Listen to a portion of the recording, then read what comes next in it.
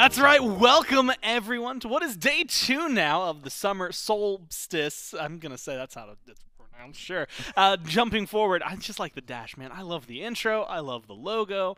And I love what we've been doing because lately, at least this week so far, has been the European Gauntlet. Of course, next week's going to be the NA Gauntlet. All of this is leading into the Roll Stars, right? Things like that, and a bunch of fun events over the next, 5 weeks that we're going to be playing. And yesterday kicked things off in what is the most fun way. But for those of you who are maybe unfamiliar, what the hell a Gauntlet is, well, it looks a lot like this. Essentially, you take the bottom-seeded team, so that was the Tanuki at 5, the Bolts at 6. They play each other. Winner plays 4, then winner plays 3, then winner plays 2, then winner plays 1, and then the winner of that goes on to Roll Stars. And as you can see, and Trelly, as we watched yesterday, the Tanuki are on a little bit of a tear. They take out the Bolts, they take out the Scarabs, they take out the Titans, and now they've got to put themselves up against the Wargs, which is definitely going to be an interesting matchup for them.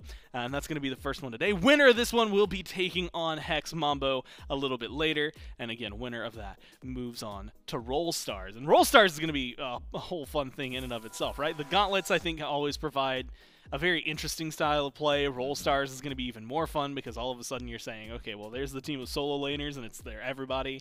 There's the team of supports. Who's the best? That's always going to be very fun. But we have to get a European team. We got to get a North American team.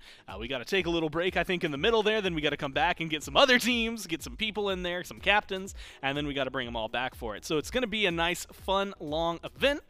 But right now, Trelly, it is looking at these European teams, and of course, for those of you at home, to understand who you're watching, maybe who you're rooting for, and also just straight up who's gone, the Bolts, the Scarabs, out of here, because that team on the far right, the Yomi Tanuki, few names you would recognize, probably some that you don't recognize, have been making a tear. They took out the Bolts first, they took out the Scarabs second, and of course, that then led this squad, streak up, Calvin, Picarino, April, Ogabri, players who we've seen kind of scattered, I want to say, across these teams, to then take on the Tartarus Titans. They were able to take them out, and of course now they end up against the Niflheim Wargs. So Trelly, I think looking at this, and specifically, you look at a team like the Titans, Mass Kill carrying on, I think, like a legacy with that, getting eliminated, but now you're getting into your Davies, Preds, Hawks, Worst Turtle, Panvich, like a bunch of players who have been running the scene for a while. And then, lo and behold, if you're the Tanuki or the Wargs, no matter what, after this, you got to take on a Johnny team. And yes, there's 4 other players on that, but for now, I'm going to just focus on the Johnny aspect. That's going to be very difficult. It feels like right now we've kind of narrowed it down, and there's a lot of name power in these last 2 teams if you're the Tanuki to try and make it through. There certainly is, Gore, but given from what we've seen so far, I've learned you can't count out the Tanuki, right? I think that our conversation in the pre-game for just about every one of these matchups is momentum is on their side, right? Yeah. They are coming from bottom seed all the way up to the top. They have to fight through everyone, and so far they've done it. So I can't count them out just because the Wargs look a little bit scary, which they do, of course. We've seen a lot of these Wargs players play. But you know what? If you're able to climb this far and play this much Smite, what's 1 or 2 more games? And this much Smite, they've been playing, man. I mean, the Tanuki, yesterday, we watched them, and if you had missed out on it, right, the last 2 sets, 2-0s, a couple of long games in there, but they're still able to find a lot of wins. The Scarabs actually giving them the most trouble in all of that, bringing them the distance, all 3 games, and not only that, the last one was like 55 minutes, the second one was 41, caused a lot of trouble for them, so the Scarabs making sure to make their name known at the very beginning. I'm sorry, the Bolts making sure that their name is known at the very beginning and pushing them all the way to the third 3-game set. The Scarabs suddenly, you've got a lot of name power on that one. We were kind of surprised. I mean, Deathwalkers, Zeros, Echrome, Emil, French Emperor, they played really well. In both games, they had gold leads, but the team fights and the way that the Tanuki just kind of melded together, I think, showcased exactly what we needed from a team that wants to run the Gauntlet. And that's the thing. There was definitely some, I want to say, constructive criticism I had for this squad after the first couple matchups we watched, but it wasn't enough to create a loss, and I do think they were improving, and that's the big situation here. You're not just playing each and every team, you're learning every single matchup, and when you go into a game like this up against the Wargs, you're not playing the same way you did up against the Bolts in match number 1. And I think that's a key factor here for the Tanuki, because if you're the Wargs, you're going in cold, right? You've been sitting back waiting for this matchup to come, whereas, as we said, the Tanuki have been overcoming some long sets, which is a little bit taxing on your brain, but also you get into that mindset of, okay, this is how we want to play the map, this is how some of these other teams are playing, and I think it's going to benefit them coming into this matchup. And you got to imagine it gets things, like everything's running, right? Like at this point you're like, okay, we know what kind of gods we're trying to play. I know like the comms like are clean at this point because it's practice. Or sometimes the opposite, where it's like, we've been going for so long, my brain's deteriorated, I don't know what to do anymore. And so I guess that's going to be the test today, especially as they take on the Niflheim Wargs, a team that, again, has a lot of name and power behind it and has been, I mean, a whole swath of players that have run the show in the past. And, of course, if you were watching the EUSCC, this is the thing that's really kind of been interesting to me. There were a lot of change-ups from the last time we saw these teams to now. And so seeing them, I think, kind of meld together and seeing what this team, who was formerly playing kind of all across the board, right? You know, Preds, Worst Turtle, Panvich, Hawk, Davey, every single one of them has been on a successful team in one form or another, has found a lot of progress, both in Europe and when they've come to LAN. And so this is a team, I mean, we said it yesterday, but the Tanuki, it's always going to be an uphill battle. This one feels a little bit more like a mountain than just a hill. And I think that that's going to be something they have to consider, because, again, we've seen the Wargs play, whether the whole squad has been together or not, split up these players in some very successful matchups, and I think dual lane is certainly going to be a topic of conversation, considering that Shriekup's been having a fantastic set so far, but going up against Davey, you're going to have to bring your A game. He's been a very aggressive ADC out of that duo lane. I think that his play style, I believe the last time I was able to cast this game, his positioning came into question a lot, but that's mostly because he's playing up, right? He's not sitting back under tower. He's playing far up. He wants to fight. He wants to look for engagements. And honestly, that's some of my favorite ADCs to watch, the ones that actually do want to find those scraps and are not just AFK farming until level 20. And, well, that's going to be something I think that they can provide us. We were seeing a couple of those scraps and style yesterday. And now the question is whether or not they can make that happen as we jump into Picks and Bans Game 1. Tanuki, first pick over the Wargs here. And, Trelly, we've seen, you know, a lot of the bans. Raven is like the easiest one. I think that if you're not going to play him, get rid of him right now. It feels like the way to do it if you're first pick. And then, you know, in Europe, Yorm has been up there, although it was even pretty big up there for players like Ducky. But I also am curious if at this point, A, the Tanuki, because they've gone through, what, 2, 4, 7 games of SMITE, have a little bit more of an idea of like, okay, I hate this, I don't want to deal with that. And so they have a couple gods maybe in their mind, as well as having to shift things up to target specifically the Wargs. Yep, I think that matchups is going to be very important, and some of these picks that I thought would certainly come through, of course, is the Thor, something that Ogabri has been having a fantastic time over in the solo lane, but also these magical ADCs. There's a reason the Tanuki are taking away that Oleron, something that Davey has liked to go to, but the Freya, which has been banned quite a lot in some of these matchups, does get through, and the Tanuki have no problem just going for the first pick, so they want to insta-lock that Freya. But as you highlighted, that Yorm does slip through, and also Yamoja. That is a very scary top 2 considering the support solo lane combo. You already have your tanks, and they're pretty nasty right now in the meta. And I mean, just as solid of a front line as you could get. I mean, Yamoja has been at the forefront of everything, like top bans. If she's able to squeeze her way in there, she's always a high pick. Although sometimes Trelly, at least as of late, has been falling a little bit more towards the wayside. Yorm, like you mentioned, was locked in alongside that. Freya we saw in the pocket. It was game 3, the last game of Ferryman versus Warriors. That they Cyclone's like, yeah, I've been practicing this like a lot. I just never had a reason to play it until now because they kept giving him Marty. Finally, we get to see what the Freya will do, maybe in some other hands. But now you've got it with a Baba Yaga and that Raven, which Raven has been absolutely devastated, like to the point of, oh man, like he gets too many shields, he does too much, he doesn't die, it feels like. It could be a handful if you're the Wargs. Yes, certainly. They're trying to keep the Raven even, like early game is the call, and then once he gets to a certain point, it's just, oh, he's an unkillable mess. He gets Bridwin shields, he already has the CC immunity, so certainly could be something annoying here. If you're trying to bridge that gap to get Freya to level 20 to get her fully statted up, Raven's a good way to try and, you know, control that early game. But on the other side, the Awilix has a decent matchup into the Baba Yaga, can try and control some of that early pace as well. Pair that with the Yemoja, which is going to have some free knockups if you're able to hit those whoops. Could be scary if those Riptides are connecting. So I do like what the Wargs have done here with the top 4 of their draft. Bans that come through, Sun Wukong, Bakasura banned out by the Wargs. Other side, Hachi and Discordia. Izanami gets locked in for the Wargs, which, Trelly, we've been seeing a whole ton of the Izanami. It feels like that's been, again, you know, you've got Hachiman, and then you've got like 3 gods that kind of take the, okay, well, you're not Hachi role, and Izanami's been pretty high on that list. And speaking of high on the list, you know, first off, Camazot's not on that list. Ganesh was not on that list going into Masters, except for Aurora, and then suddenly it started to pick up. Admittedly, most of that was still Aurora, but it slowly started to spread from just Aurora to, I think, like Quick. Yeah, I think the Dharmic Pillars is being extremely valued right now, and of course, these assassins that want to get to the backline, they want to blink in, and they want to just be able to use their kit without getting silenced. They're going to have a hard time into Ganesh, right? I think that's the idea. The Ohm can be super impactful for just stopping a push or even just thwarting your damage. So being able to pick that up in the second phase of Van's pretty massive there for the Tanuki, but they still need to bridge that gap to late game. I think that the double assassin helps, but getting Freya to level 20 is always going to be the comp, or the call for a composition like this. Well, you know what? We can try to figure out, can they drag it to late game? Can they get us all the way there? We'll find out in game 1 here. The Tanuki taking on the Wargs.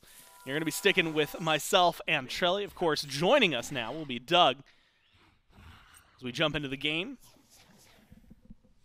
Now, if you're... I'm going to be honest with you, Trelly. Ganesh Freya lane, I'm not expecting a whole lot for quite a while. I mean, like, Ganesh maybe can get a little more active, but the clear, it feels like, should be a little slow. Admittedly, I will say there's some mental bias and maybe some chat bias here as well. 75% in favor of the Wargs. Although we've seen the Tanuki overcome greater odds just yesterday. We saw, what, an 82% in the Tanuki one. Chat has not learned to bet on the lower side of the gauntlet. But again, understandable. Every team, in theory, will get harder, right? Like, so every matchup will be more difficult for the Tanuki. So I do understand putting some more pressure over to the side of the Wargs just by the chat vote, but I think you're right to highlight that. Freya has a tremendous 1v1 once she finishes up a specific item, and that's the Hasten Ring. Before then, you're probably not going to see too much aggression unless, of course, a jungler heads over to get active. If Worst Turtle or a Priel head over to the left side of the map, then maybe we see some sparks fly, but until then, it's going to be, let's focus on clearing the wave, and that Conduit Gem start from the Freya is certainly going to help do that.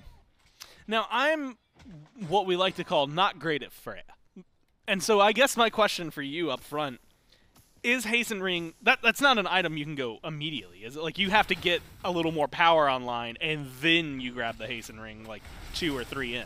It really does depend. I would argue that Telekines is usually the call just because it gives you some upgrade damage, but if you get Hasten Ring online, you can win that 1v1 trade, honestly. It's all about, hey, because I have haste, it doesn't matter if your auto attacks do more than me. I'm going to run around you in circles and make sure that I just hit more autos than you.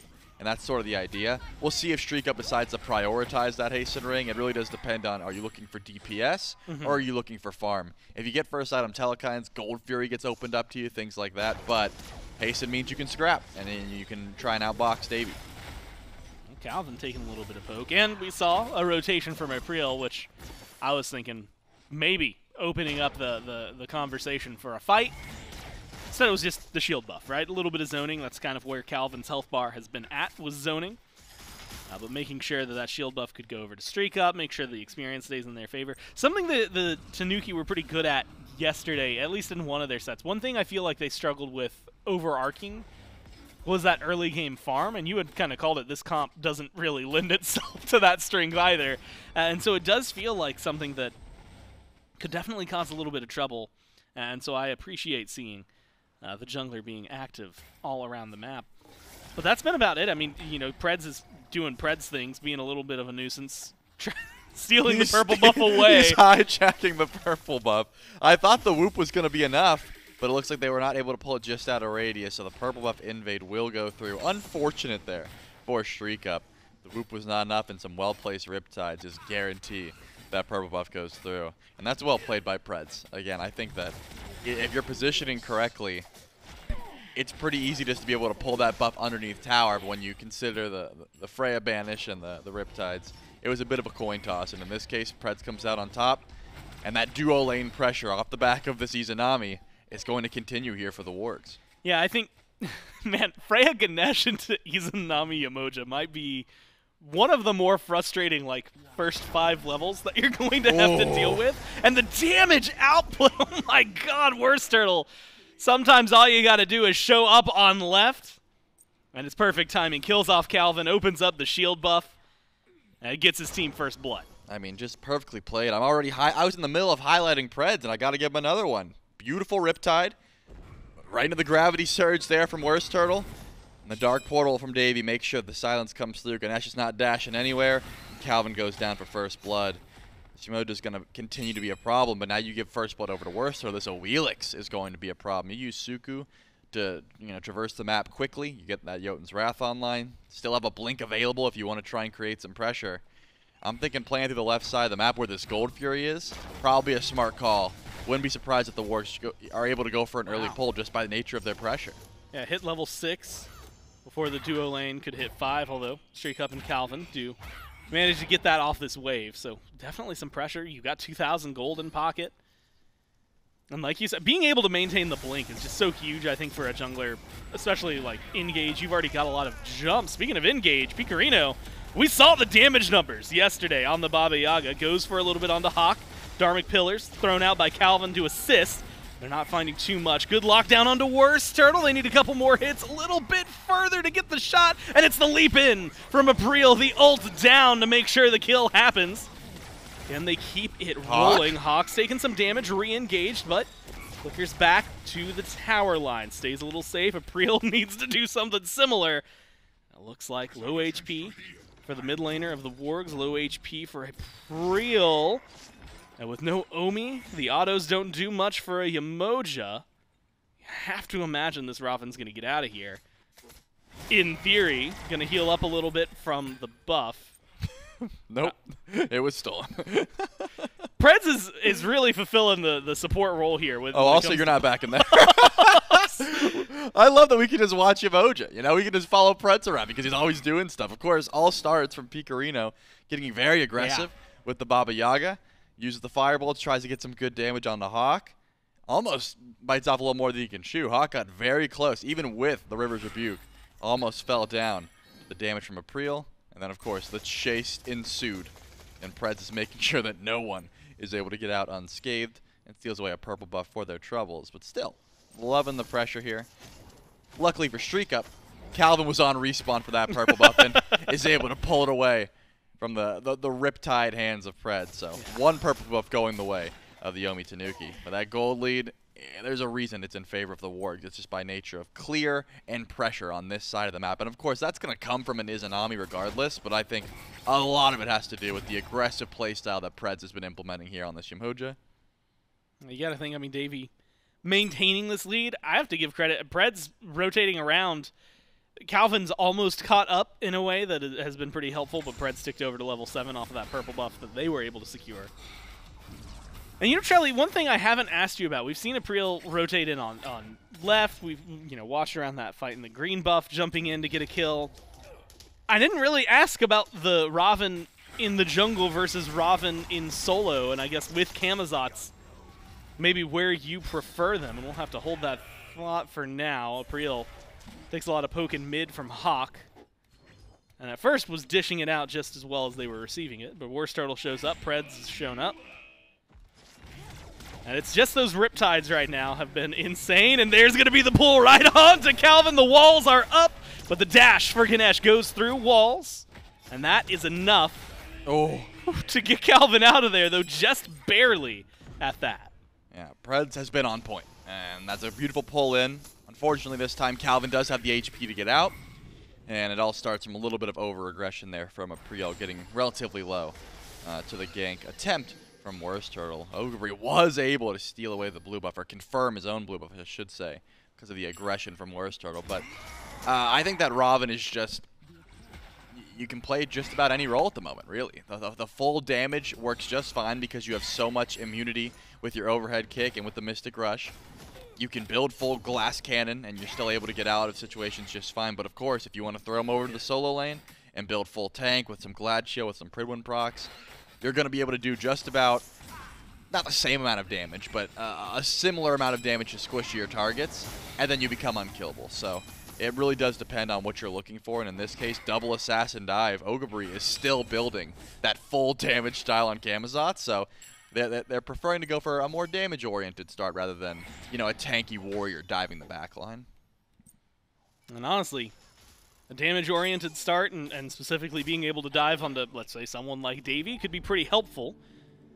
Not over here just yet. A little slow on the rotation. The whoop didn't connect on Davey either, so it's just Calvin kind of leading the forefront for the Tanuki. And that's not going to result in any kills just yet. And that honestly, Trelly, is one that few inches, right? If that whoop connects, you're probably talking about a kill onto Davey and a nice swing back in favor of Streak Up. Instead, we're looking and starting to talk about 2,500 gold for the Wargs without a Gold Fury.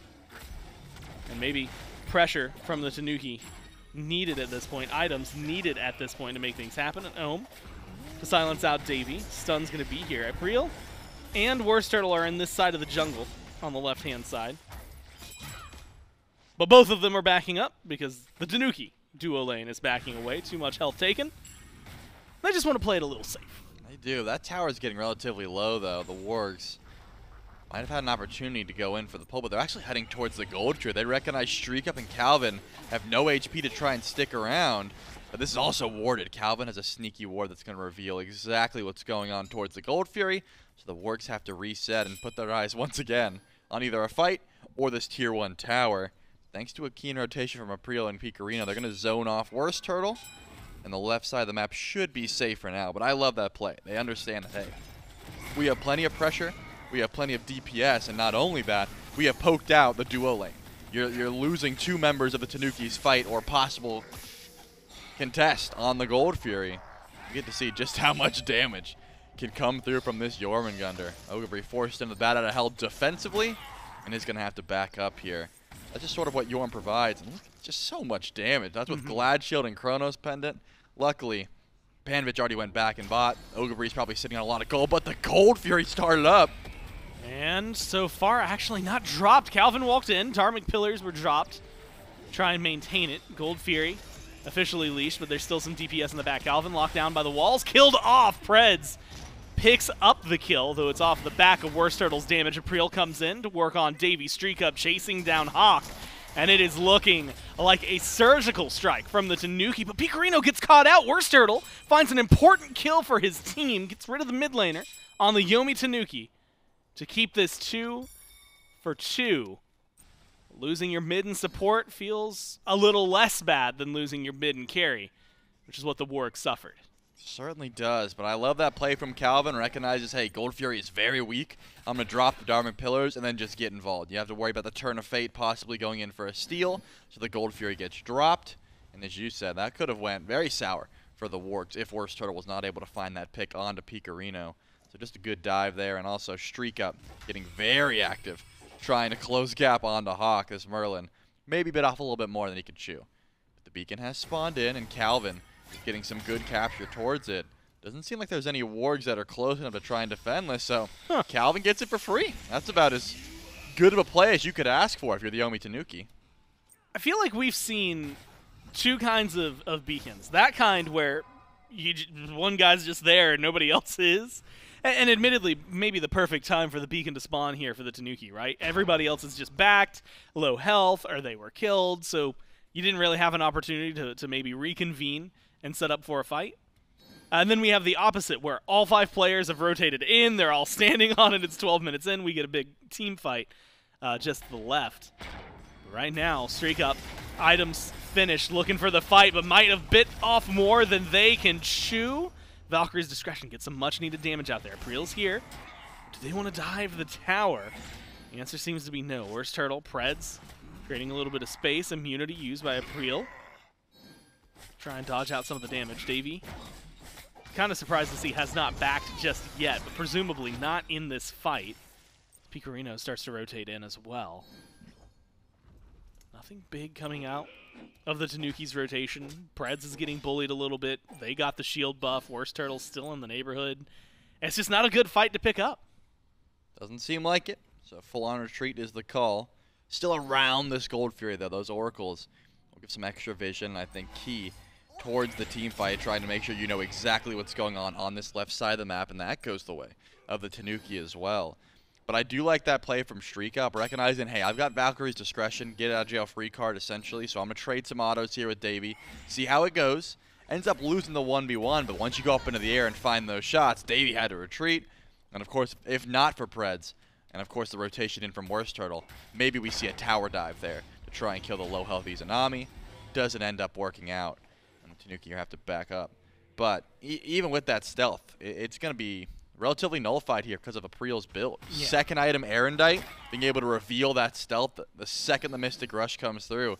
You see Davey dash, you ult in his general direction, and you'll know exactly where that Izanami is. And you'll get that extra chase down potential. It just feels like it is. I mean, at this point, especially with the Hasten Ring now finished, it's a chase down team, right? It was just get the damage. You had mentioned waiting for that Hasten Ring. And speaking of, I guess, the other half of that conversation, April's ult used as a disengage. Preds, Worst Turtle, putting on some pressure on the left side jungle to make sure that that does not stay available. And that might just slow down a little bit, right? That's a huge engage tool for a Raven. Now taken away. Panvich, who I'm going to be honest, I completely forgot about the Yorm because it's been so quiet over in solo lane, has now rotated in towards left. We're going to see the same from Ogabri. But the Gold Fury started up by the Niflheim Wargs. The pressure's going to be their zone from Panvich. It's not too heavy. And the commit to the Gold Fury as tepid at best. They back away, the Wargs do, after getting it down to half health. Just the presence from the Tanuki enough to make them not want the fight. Even with that rotation in, I mean, the Panvich is a threat, right? The Yorm shows up, has great damage, has pretty good survivability, honestly, with the Glad Shield and the E-Staff. And, of course, once you go into that World Serpent, doesn't matter how far up you are if there's not an amount of tremendous burst or burn, which I don't think the Tanuki have just yet to try and deal with the Yorm. He's going to be getting out. So, nice rotation over, forced Ogabri to the left side of the map. But still, the Wargs not feeling confident enough to go in for a true pull towards that objective. I think with the Hydra's Lament, with Davies' burn, and of course Hawk, this Merlin, being able to put DPS, that Gold Fury could go down, but a little bit of a scrap on the left side of the map. Doesn't seem like much will come from it, though. Actually, Preds could be in trouble. A little bit of damage would have been nice, and bullying Preds. A kill there actually could have gone insane for him. I mean, you've been talking about the Gold Fury and some of the pressure. Just taking care of one of the biggest problems on the other side. That would make it a little bit easier.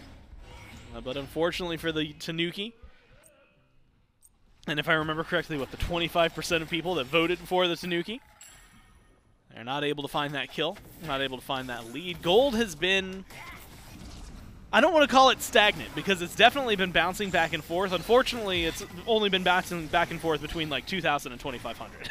That's really been the numbers. 1,800 now, still in favor of the Wargs after Ogabri takes down the first tower of the game, the Tier 1 in right. Well, his is barely left standing, as is. But it's a little bit of gold the Tanuki have needed. And Charlie, we saw this kind of pace from them quite a few times yesterday, right? Going towards the 20-minute mark, 6 kills on the board right now. But their important factor is playing the team fight. That is where the Tanuki were finding a lot of success yesterday. And it's where I expect they'll find some success today.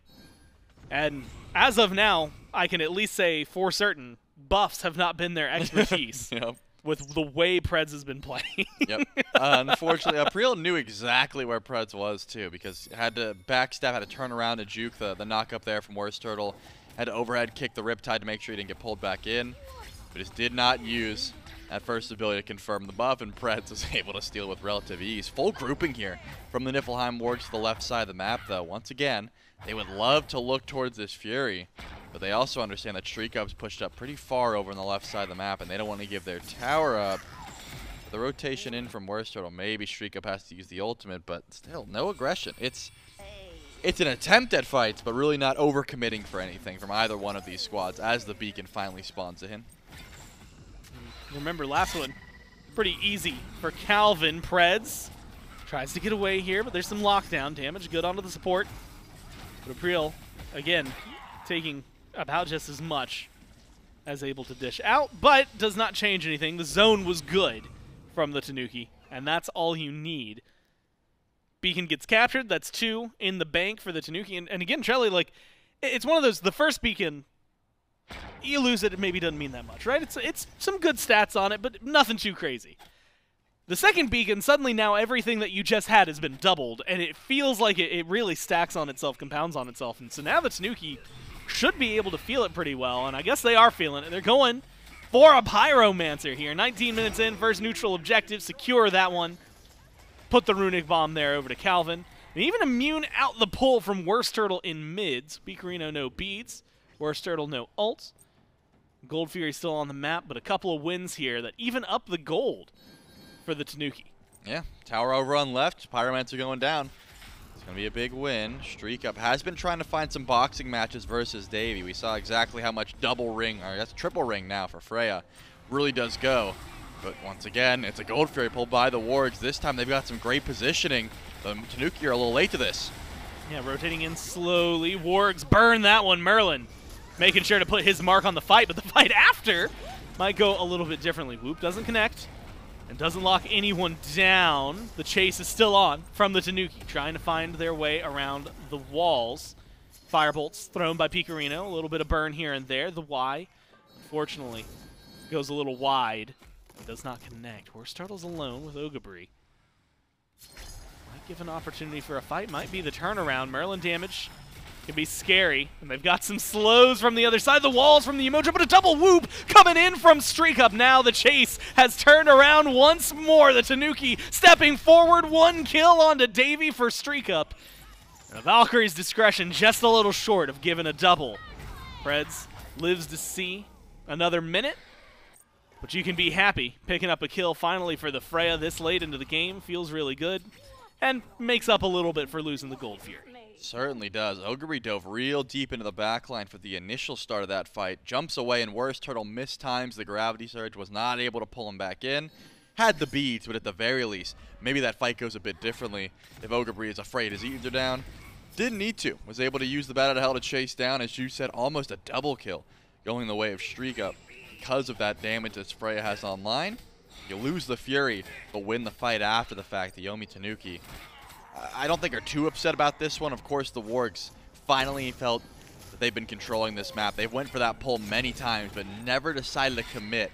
This time they knew, hey, we've got better ward coverage. The only ones close by is April or Streak Up, and it's not like Freya has much opportunity to try and steal away this objective unless you're using the ultimate for a steal attempt, and if you do, you're probably dying after the fact. So smart call, get the Fury. Unfortunately, you can't get fully out, but still, that lead is in your favor because of how well you've been playing the map so far. Level 20 on the horizon for a lot of these players. Have to give a shout out to Streak Up actually right now because it feels like perpetually down a level on Davey. Was able to slowly fight to even, now finally ahead in terms of experience. First level 20 of the game goes over to Hawk with the farm that has been going on. But I mean, it's so rare, Trelly, it feels like. A gold lead, the way the Wargs had it, you know, normally you'd expect them pretty much all to be super far ahead, but the fact that the Tanuki have kept things pretty even throughout all of this, maybe going for a little more. Valkyrie's discretion, all the move speed, the Riptides, Preds, squeaks out of there, but no, White is going a little bit too much of a lazy back. Blink kill, easy enough. Now Davey has to figure their way out of here, but you had called it earlier. What an easy pickup. Visions there, and now you just need a couple of autos from your carry to get the kill, and things are starting to come up Tanuki. Yep, you walk up as a Yamoja with only Gauntlet of Thebes, your magic damage. You're going to be getting burned through by the Freya. The Valkyrie's discretion might not do it, but April's close by, goes in for the blink, and the Erendite immediately reveals exactly where Davey was trying to hide. That's going to be a great call. Group up for the Tier 1 tower. Try and get as much done with 2 members off the map of the Niflheim Wargs as you can. Whether that's just the Tier 1 or it translates into a Pyromancer. is the call. Streak Up backed up and is heading over, but it looks like his presence is not needed for the Pyro. So that will go the way of the Tanuki for relative free, unless Worst Turtle wanted to blink in, but in combat will not be able to close that gap. Picks it up. This is one that has been happening a couple of times. Maybe it's not intentional, but double bomb onto Calvin, which can be helpful. We've had conversations about it. He just doesn't want a ward, man. That's what it is. That's actually what I was going to get to. Is I almost hate having both, because then when I back, I will go to the consumable tab and feel useless because I'm not buying the things I need to buy. I'm going to let you in on a secret that I haven't told anyone. Of course, it was on stream in front of hundreds of people, but the other day I sold the bomb because I was like really close. I was really close to buying Soul Reaver, and it sells for 30 gold, and I'm like, forget it. And no one will see this. I didn't tell my team. I just did it. So it really does depend on if you're behind. When are you using the bomb? Were you streaming? Yeah, that's what I'm saying. Everyone saw it, but not my team. They'll never know. And this Gold Fury's starting up. Maybe the Wargs won't know. There's someone in chat right now who is so excited to be on your team that's now tilted about it. Maybe tilted as Hawk is feeling. What a good engage from April. Like you said, the jump in was great. Panvich is kind of separated from the team. In fact, the entire Wargs just scattered across the board. Davey, isolated, killed off Ogabri, gets the credit for that kill. Worst Turtle able to blink away just in time to save their life, but Panvich can't quite say the same. 3 gone on the Wargs, 9-3, read the kills, and an open fire giant for the Tanuki. Well, Gore, there was something I was alluding to this whole game, and does the Freya get online? Will the Freya get to level 20? I think Streak Up's here. Has all of the build pretty much finished, the core items, I should say, and now Fire Giant is being started up. Preds has been able to steal some buffs in the past, but with some great zoning from Ogabri, will not get even close to this Fire Giant to attempt the steal. And the Yomi Tanuki, 25 minutes in, are dominating this fight. Gold-wise, not that massively ahead, right? But it has been show up, get close to Streak Up, die. That's what I've been seeing. And of course, April has been playing fantastic on this Robin. We've been talking about getting in, being able to get out. It's all been getting in. No one's really been able to return damage onto April. This Robin has so much immunity. It doesn't seem like Worst Turtle can really take that fight and has been trying to avoid the 1v1 if at all possible. Yeah, there's not much you can really do in some of these fights. Double 4-0-3. You're looking at KDAs right now for the Tanuki. I don't know if there's anyone I want to square up to on that side of the board. I mean, Picorino, 0-1-5. Maybe not a very flashy KDA, but similar build as to what we saw yesterday, and we've seen how much damage this can come through. There were a lot of moments, actually saving moments, winning moments, that were brought by 100-0s from the mid laner. But of course, it's hard not to talk about the Freya, not to talk about the Robin, because both of them right now are doing so much. Titans Unleashed. And they're going to be running down mid. Fire Giant, 5 strong for the Tanuki. And a few minutes to work with. Right now, Trelly, it's pressure on the left. They've got 4 presence up against 5 of the Wargs. Ogabri in mid. Going to be doing some work against the Titan. April's going to join that. And it feels like the team, it's a very... Normally we say soft defense. This is a soft offense, right? It's not hard committed to just jumping in and getting something done. They're going to play with their Titan. Yeah, waiting for a team to push into you as a Freya is a lot different than trying to push into a team. Your auto attacks, you have to choose when you pop that second ability, that pulse, to get the ranged auto attacks. And because of that, you want to make sure you know exactly when you want to fight in, because you have to step up, you get poked out like that. Streak Up is not going to love trying to run into Hawk, but with a Titan tanking, this tier 2 tower gets a little bit easier to try and grab. Well, there's a pull onto Ogabri. The Camazotz jumps away. Calvin's already pretty low. Has to play it carefully. Shell has been used. And the lockdown now onto Panvich. But it's a dive into the backline from April. Finds one immediately onto Davey.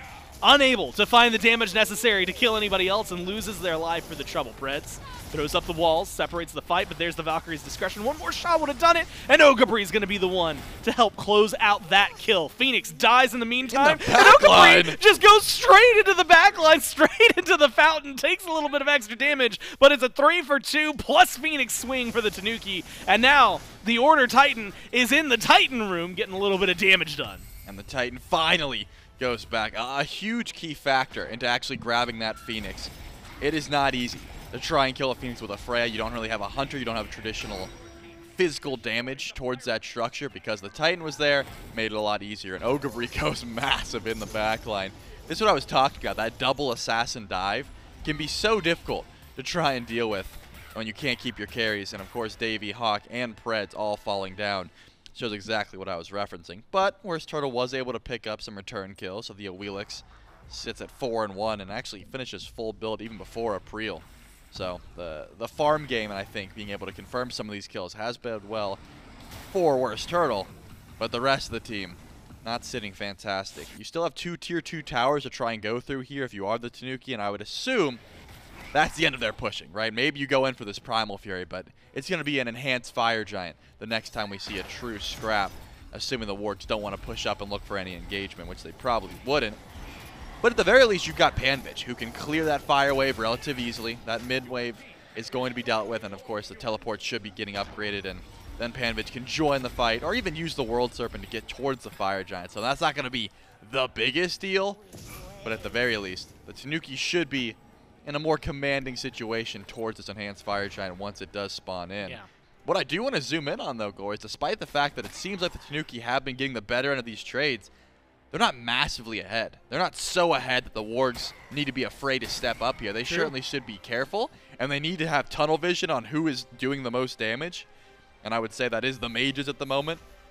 But still, they can successfully step up towards the enhanced Fire Giant with relative ease, I'll say. I gotta say, poor Davey, right? 0 and 5.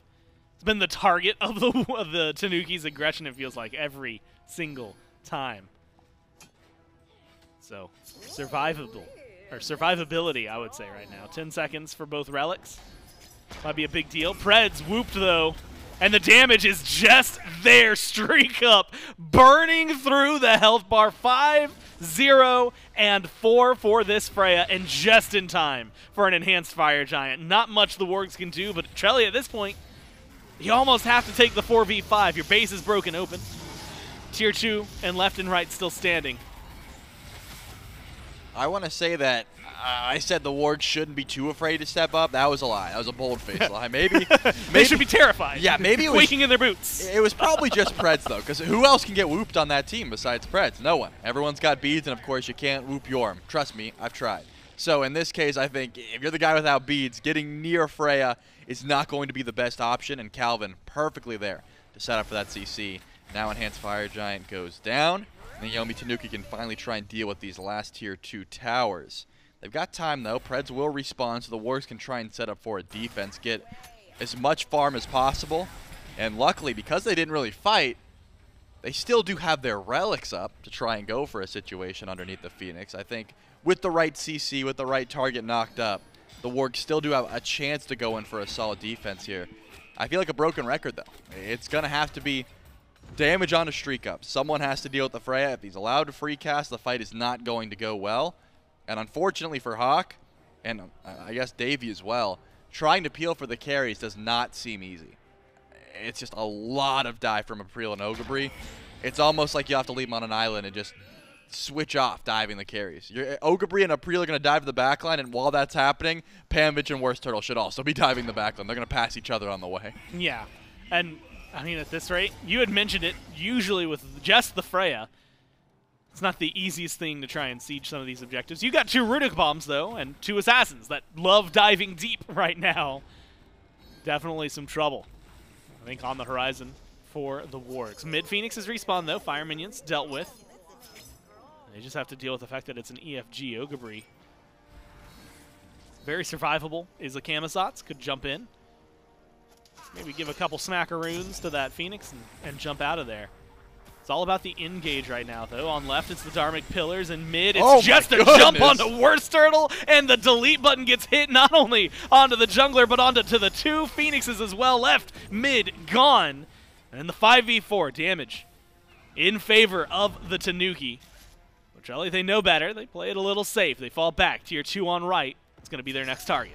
Certainly is. That was a coordinated 1-2-3 blink, and Worst Turtle did not have a leg to stand on. Immediately gets blown up, and that's exactly what the Robin and the Camazotz can provide to someone with no Aegis available. But one more Phoenix, as you said, swung over the right side of the map, still full HP. Not going to be easy to try and grab.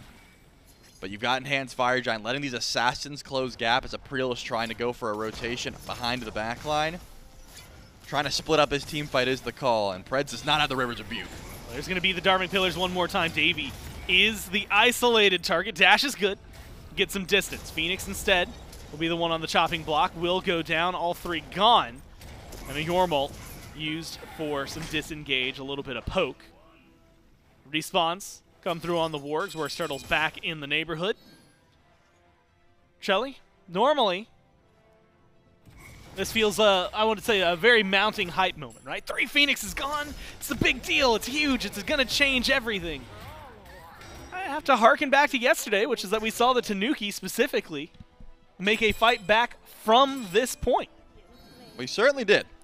And that the right Titan was 4 towers. The Titan was also like 1 HP. Like it was a very difficult situation to come back from. But look at this. Is it a gank set up by another gank? The Wargs are behind the Tanuki, but the Tanuki found them first. Yeah, who ganked who? Hawk is low. April not able to get the kill. And Panvich isolated, taken down. Now the team gets to rally her together up into the sky, up into the Valkyrie's discretion, and just in time for Streak Up. It's a double kill. It's 3 gone on the Wargs. The chase still on Davey, and now it's just Pred's last one standing.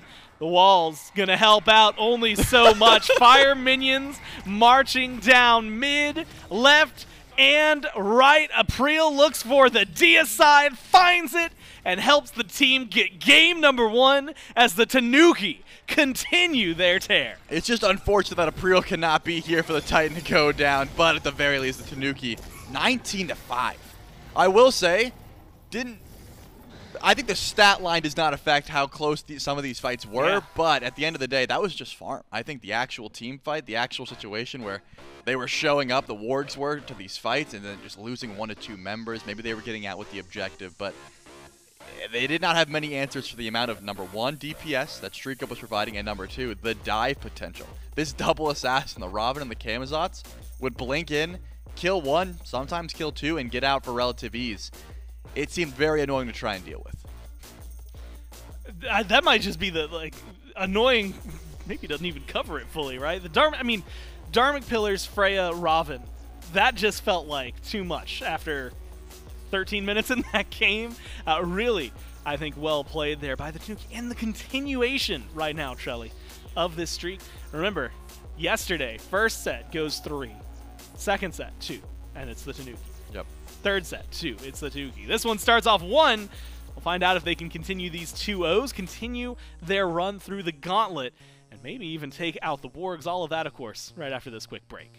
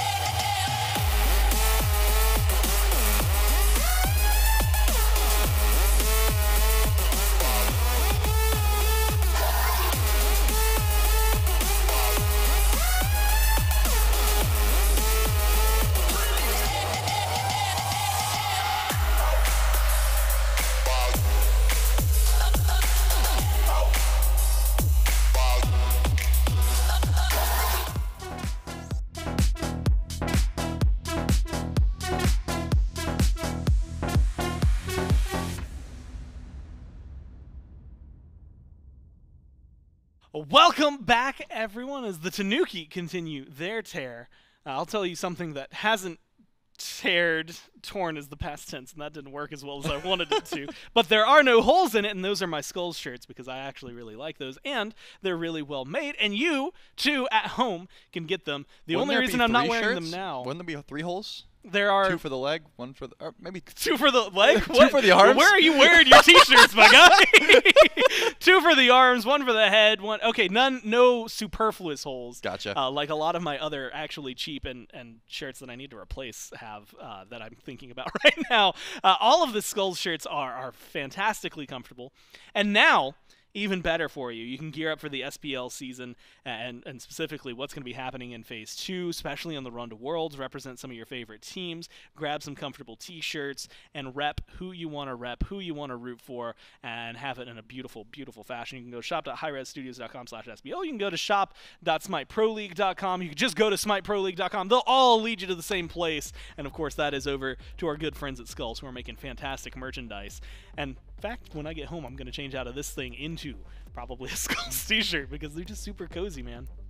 And that is what they bring. What the Tanuki are bringing right now is tears through every team. It seems like nobody has been able to figure out this team's 17-minute onward, right? Their first, 15 minutes, I feel like we've perpetually seen the Tanuki behind anything. But for some reason, it is getting these later kills, getting into these compositions where they're finally fighting as a team. They just haven't figured out. Yep. It seems like, again, I don't think the Tanuki are, farming that extremely well. They're not just dominating the map, but what they are doing is scrapping towards these objective fights. Again, at some point, even losing the objective, but it doesn't matter because they win the fight after the fact. And that's something that I've been, number one, noticing, but also very much enjoying about the Tanuki's playstyle so far, their run through this gauntlet. But something that I think has to be highlighted is, number one, how detrimental the double assassin dive was, and number two, how detrimental Shriek Up's damage on this Freya was. Some things should not be given back in game number 2, and whether that be both of them, or at the very least, just the Robin or the Freya, I think has to be dealt with, because that was something that clearly the Wargs were having struggles with as well. And I mean, I think a lot of these clips, you're going to see a Preel diving and then look up and Ogabree's going to be right there as well, looking for some kills in the backline. That coordinated blink on the Worst Turtle, I mean, I'd have nightmares. Yep. If I were him, there's no way you go to bed tonight and that's not replaying in your memory. You wake up in a cold sweat of 2 assassins just suddenly there. Your mom's like, no one blinked on you. No one blinked on you. It's okay. You're okay. Safe. Yeah. You're in base. You're in fountain. Everything's fine. You're healing. That's just part of the process. 6-0 and 7 for Streak Up. 7-1 and 9, 4-1 and 6. I mean, the most deaths on the team is on Calvin. Imagine dying twice. And imagine dying twice. Not even getting any kills. I mean, come on. What are you even doing here? Ganesh. I know who's getting dropped after this gauntlet.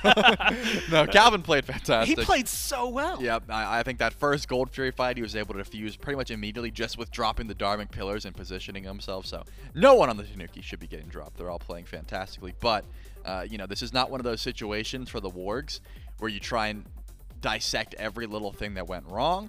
I think that Worst Turtle on the Awilix had some success because of the knock-up composition, but it wasn't able to find too much, considering that they just did not have, number one, either the peel they were looking for because of how much dive the Tanuki had, or number two, that same level of engage. So I would say chalk it up to a picks and bans diff, or maybe just, we shouldn't be giving some of these gods away. And short memory. Again, forget about what happened in game number 1. I wouldn't dwell on it for too long. Yeah, I mean, at that point, especially in the duo lane, it was really great until it wasn't, but then it wasn't. It got real bad over there. Rolling to the next one, like you said, kind of clean. And luckily the Wargs, again, a very, very long history team, have experience being able to kind of shrug off losses like that one. But this is where things are, in my mind, are just really heating up. And something I think we're going to have to see as we jump into picks and bans for Game 2 is what kind of adjustments the Wargs are going to take to try and deal with a team like the Tanuki. Because, Trelly, I'd be a little nervous. I mean, this is a team, look, come in through, I believe, through relegations, right? And, right. And there were a lot of change-ups, and I think that needs to be said. A lot of things that happened in Europe as far as shifting go and rosters go. But this has been, I think, an absolute treat to just imagine what's going on here. They're up 1-0. I can't help but think of how fun it's going to be when we get into like regular season Tanuki and see what they're going to be able to offer. But right now, you'd called it earlier, they've got their friend Momentum on their side, right? So it's testing, I guess, some of the waters, trying to figure out where things are. And similar bans so far as to last time, although a couple of changes, I think, from the Wargs, recognizing quite a few issues they ran into. But on the other side, now you get a Marty first pick. And so even though the bans shift up and maybe isolate some of your stronger picks from game 1, you still get something that's been highly favorable. Marty has definitely been scary, so I would say trading, you know, 1 or 2 of the picks for Marty, I'm fine with, but in this case, you're losing 3, which are 3 of the things that worked very well for the Marty. Hurts a bit. We'll have to see what else the Tanuki are able to grab in that first top 3 situation. But Wukong and Heimdall, I think we've had a lot of these picks come through. The Wukong just goes relatively even in lane. He's going to be pretty safe as long as you hold on to that dash, that 72 transformations. And of course, Heimdall, same sort of thing, right? If you're not trying to fight, if you're trying to sit as safe as possible in lane, that Bifrost really isn't going to do you anything better. So strong top 2, but a safe top 2 there for the Wargs. Yeah, keeping things about as balanced, maybe not balanced, but safe, like you said, as they could be. Terra as well has actually been a very, very popular pick, and so it feels like team fight-wise, safety-wise, like you said, the Wargs have a lot going for them. And maybe the opposite. Yesterday we saw a Kuzenbo get a little bullied as far as some things go.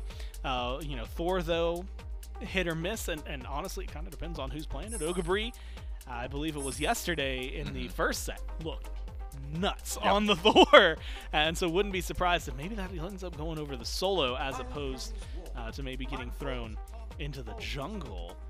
And Shelly, of course, some bans come through. Jungle targets are definitely in the conversation, but Giannis gets locked in to the point where I don't even care about the bans anymore. That's a very eclectic pick. It is, but number 1, very fun to watch, and number 2, can be played to such a high level. I think the difference between a bad Giannis and a great Giannis can be completely game changing. There's almost there's players that I could name on one hand that I would want to play Giannis in my games, but if I get that guy, then I'm like, yes, please, because number 1, you can traverse the whole map, which can be insane. Movement is a big deal, but number 2, you can also essentially one-shot someone from across that map. It's all about positioning of the ult, and are you playing as safe as possible. With all the portals you can provide, there's almost no chance for you to die, again, if you're playing pristinely, if you're making sure you can't get dove.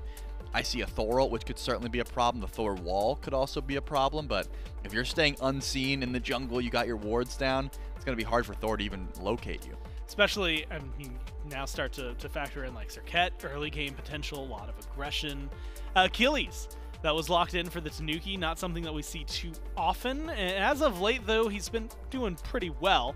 We'll see if that can continue. And then the Tiamat in mid. So the Tanuki, a few factors I think that have found a lot of success in the past, a few factors that, at least in my eyes, maybe have some proving ground for them. What better proving ground than actually on the battlegrounds, jumping into game 2. And again, you'll still be hanging out with me and Trelly. And of course, joined once again by Doug, as we start to see where these teams and what these teams are going to be working on. And right now, it's a little bit of poke in the solo lane. Oh, no. Oh, and Preds continues this streak, man. It was absolutely obnoxious last time around. And already starting this game off with a steal on the blue buff. And, more specifically, Trelly, Twitch poll comes in. This might be the first one I've seen where the Tanuki actually are in favor. 52-48, not by a lot, but still 4% swing in their side. Yep, I tried to warn Twitch chat, man. You can't count out the Tanuki given the run they're on. It's not going to be easy to take on the Wargs in any situation, but some big damage. And Wargs Turtle's just gone. And the spam left from April. That one's going to hurt. Sometimes it's just that simple, man. You come in, you get a kill. What was it yesterday? You said the Thor at level 2 is either a double, or you said he's a double tap, and a cloud of dust. And he had the double we got tap. The double tap this time. Yesterday we got the cloud of dust. He was all out of dust. He was able to get the insta teleport into the Berserker's Barrage, confirm that first blood. And again, use the beads, but Worst Turtle doesn't even have beads. So once level 5 comes around, maybe you hit a wall into a double tap. Maybe you just land that Anvil of Dawn. 1v1 potential goes through the roof in this matchup if you can hit level 5 first, which April certainly should be doing given that first blood. Calvin actually goes into the tower for that sumo slam. Just wants to find as much pressure as possible. Of course, Pred's still level 1. He spent a good portion of his early game stealing a blue buff away from Ogabri on this Achilles rather. So that's going to be annoying. You're going to have to try and catch back up, but you have done your damage. The solo lane, Panvich should be ahead just by nature of actually getting that buff and having the ability to cycle your abilities freely. So far, a good start.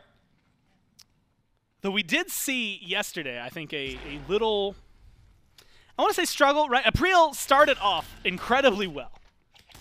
Got to, what was it, 3-0, I believe, on a Susano game. Then had a couple stumbles. So I'm watching the jungle carefully, watching the levels carefully. Also watching the Kuzenbo carefully, because I think some of those kills have been brought up by those pushes. Pressure has just been a complete lopsided event from what we saw in Game 1. Tanuki pressed up in duo against the left lane. Hawk competing with Calvin for a little bit of farm. Calvin does strip at least one of those away. And Trelly, this is one of those games that now I'm on edge, right? I'm like expecting something to happen. Last game, there was a little bit more time to maybe take a small break. Now, double tap, not going to connect as heavily. And so that's going to allow Worst Turtle to disengage there, but Ogabri does get a blue buff, and that is a very delightful change for the right side of the map. Certainly is, but once again, Pred's the buff demon. He's trying to go in for a purple buff invade, even against Calvin and Shrika, but probably just wants to give this one up, even with that second ability. There's a lot of bursts that can come through from Streak Up, and of course, the lockdown that Calvin could provide is pretty annoying to deal with as well, so probably smartest to W key out of this one.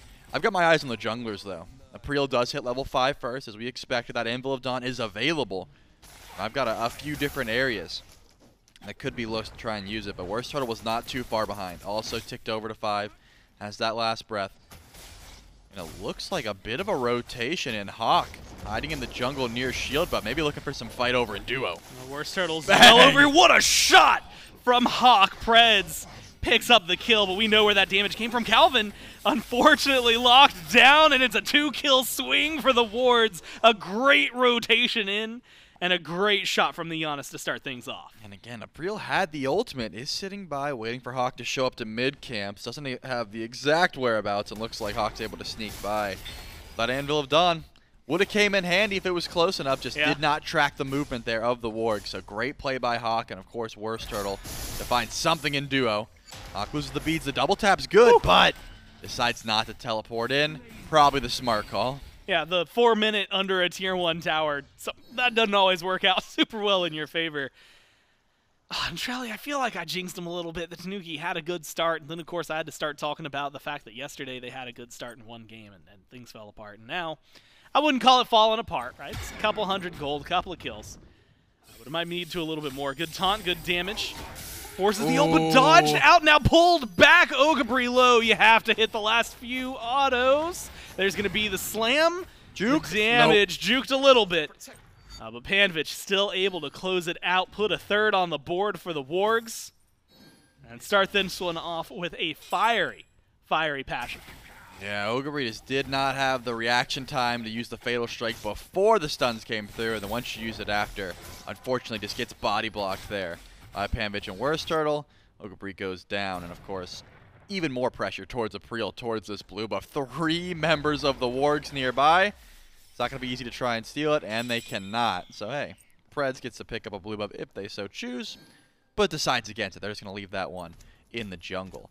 This has been some early aggression for sure coming here from the Wargs, and from what I thought, that first blood from April would have implemented the opposite. I really thought this was going to be all Thor, but it's going to be a fair bit of Circuit action so far this game. Sometimes those early taunts, really, right? You know, you can talk about Circuit damage, and especially late game, right? You start to factor some of that in on the dash and the ult. I feel like that taunt, when you can hit it and you hit it well, it changes Circuit and brings the level of gameplay for your team up. Makes things a lot easier for him. I thought you were talking about the spam laugh from You know what? April in the beginning. The spam laugh as well changes things, yeah, man. the taunts change things, the laughs change things, and of course, Serket's taunts also change things.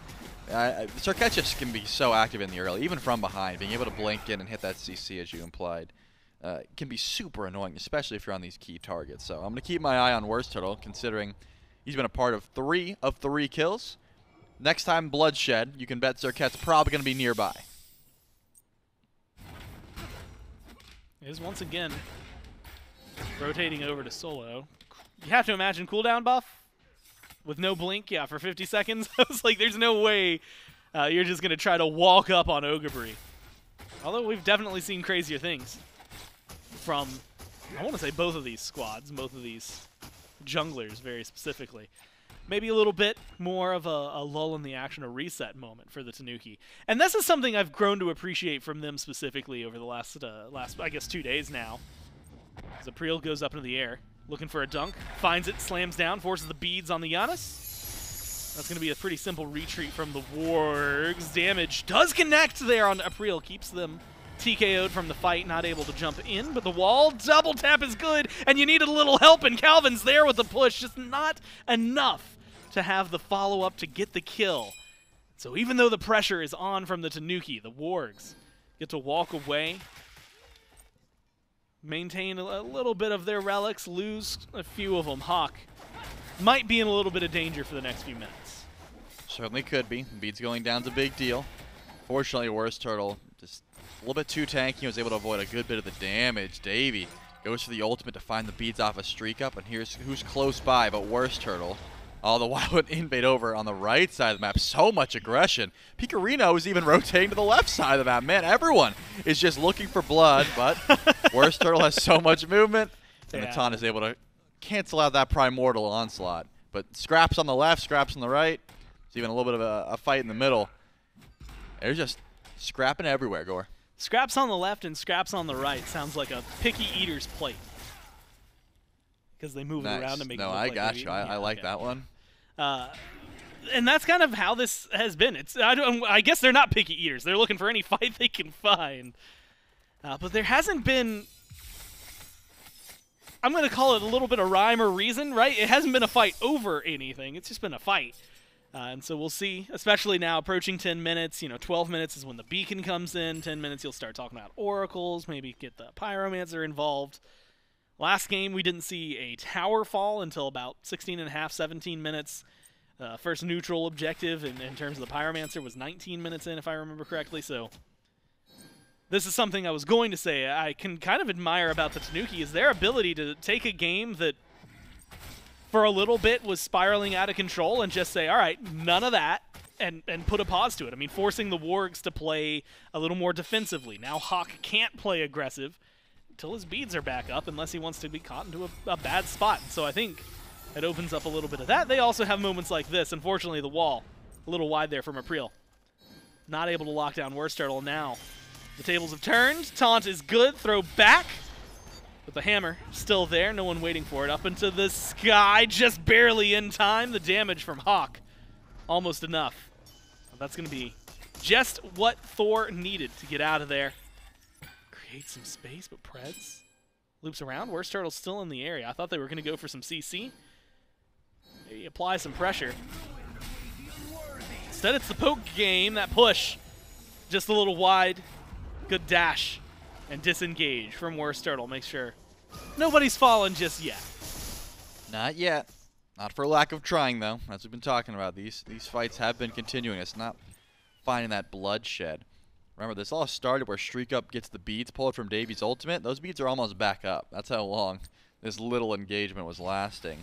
Should be up in about 15 seconds, so Worst Turtle misses the mark there. But April is also going to be missing the beads for another 2 minutes or so. So the Thor is going to have to watch that positioning, especially when Worst Turtle is around. I've been liking the farm game here from Hawk, though. Is about half a level up onto Picarino, and that's how you should be piloting Janus, right? You have so much movement. You have so much safety, and just being able to get to farm as quickly as possible, but using the hammer with Worst Turtle nearby could be scary, and actually Calvin is W-keying forward, has not a care in the world. Yeah, playing Kuzenbo the way Kuzenbo should be played here, just walking him down. Unfortunately, the CC from the Wargs does limit Calvin's capabilities here. There's going to be the Watery Grave trying to go for the knockup. Gets a little bit of a disruption onto Hawk, into the wall, and up into the sky. Looking for the dunk down. Where is it going to be from April? Just a little off the mark for Preds. You have to imagine Streak Up the damage isn't there, and Calvin instead is the one who dies. Streak Up is getting a very aggressive for someone who has no disengage and now might be suffering because of it. What a clean set of kills for the Wargs. They pick off the duo lane. They might lose Preds, and Ogabri will chase that down. But what a small price to pay for the victory they have wrought. Yeah, that's a massive win in favor of the Wargs, and of course that death from above should have definitely been able to confirm that kill onto Preds. Unfortunate Streak Up just could not find the amount of connections to confirm that kill. But once again, Ogabri, one member of the Yomi Tanuki, is going to be able to capture the Stygian Beacon. So, hey, the Wargs, they win the fight, but a small buff going the way of the Tanuki afterwards. And I'm surprised that April even up down there. Had the Anvil of Dawn, saw how weak Preds was, said, you know what, I'm going to go down into that green buff even though I'm 1 HP. And immediately had to hammer out because Worst Turtle was jumping over the wall, wanted to try and go in for that kill. But these supports have been playing exactly as you said, just unafraid, number one, and number two, just W keying. I mean, that's really what Kuzenbo provides. That is his greatest utility, but Preds has been getting out of some sticky situations just by nature of tank stats and juke shoes, and that's exactly what you want from your support in a situation like this. Tank stats and juke shoes. Sounds like it'd be a good... It's either a support, like, autobiography or an album. I could see Mike dropping a montage called that. That'd be a good... that would be a good... How many support juke shoes moments do you think there are? The one that immediately comes to mind Jake, is just Jake on the afro, right? yeah, when he just made it out and there was no reason he should have. So at least that one. And if we're talking about afro supports juking, Shadow Q, then again, that's you know, almost a decade old at this point. So we got two. We got two at least. Hey, montage makers in the community, you've got our number. You don't. You've got our Twitter though. You've got Twitter. We'd love to see Jake and Shadow Q in tank stats and juke shoes, part one. Potentially an indeterminate amount of supports in between, who presumably have had some jukes, and right now April got to juke something out. Goes for the dunk onto Preds, finds it this time. Doesn't have to hammer out immediately, but there's not a lot of damage here. So Preds gets to walk away, double dash, clears enough space, and there's a lot of wiggle room. Now Trelly, you know, the gold lead, something I always like to harp on is gold leads throughout the game, and we've seen 22, let's just call it like the 2,000 to 2,500 mark against the Tanuki. They have been down in the hole that amount.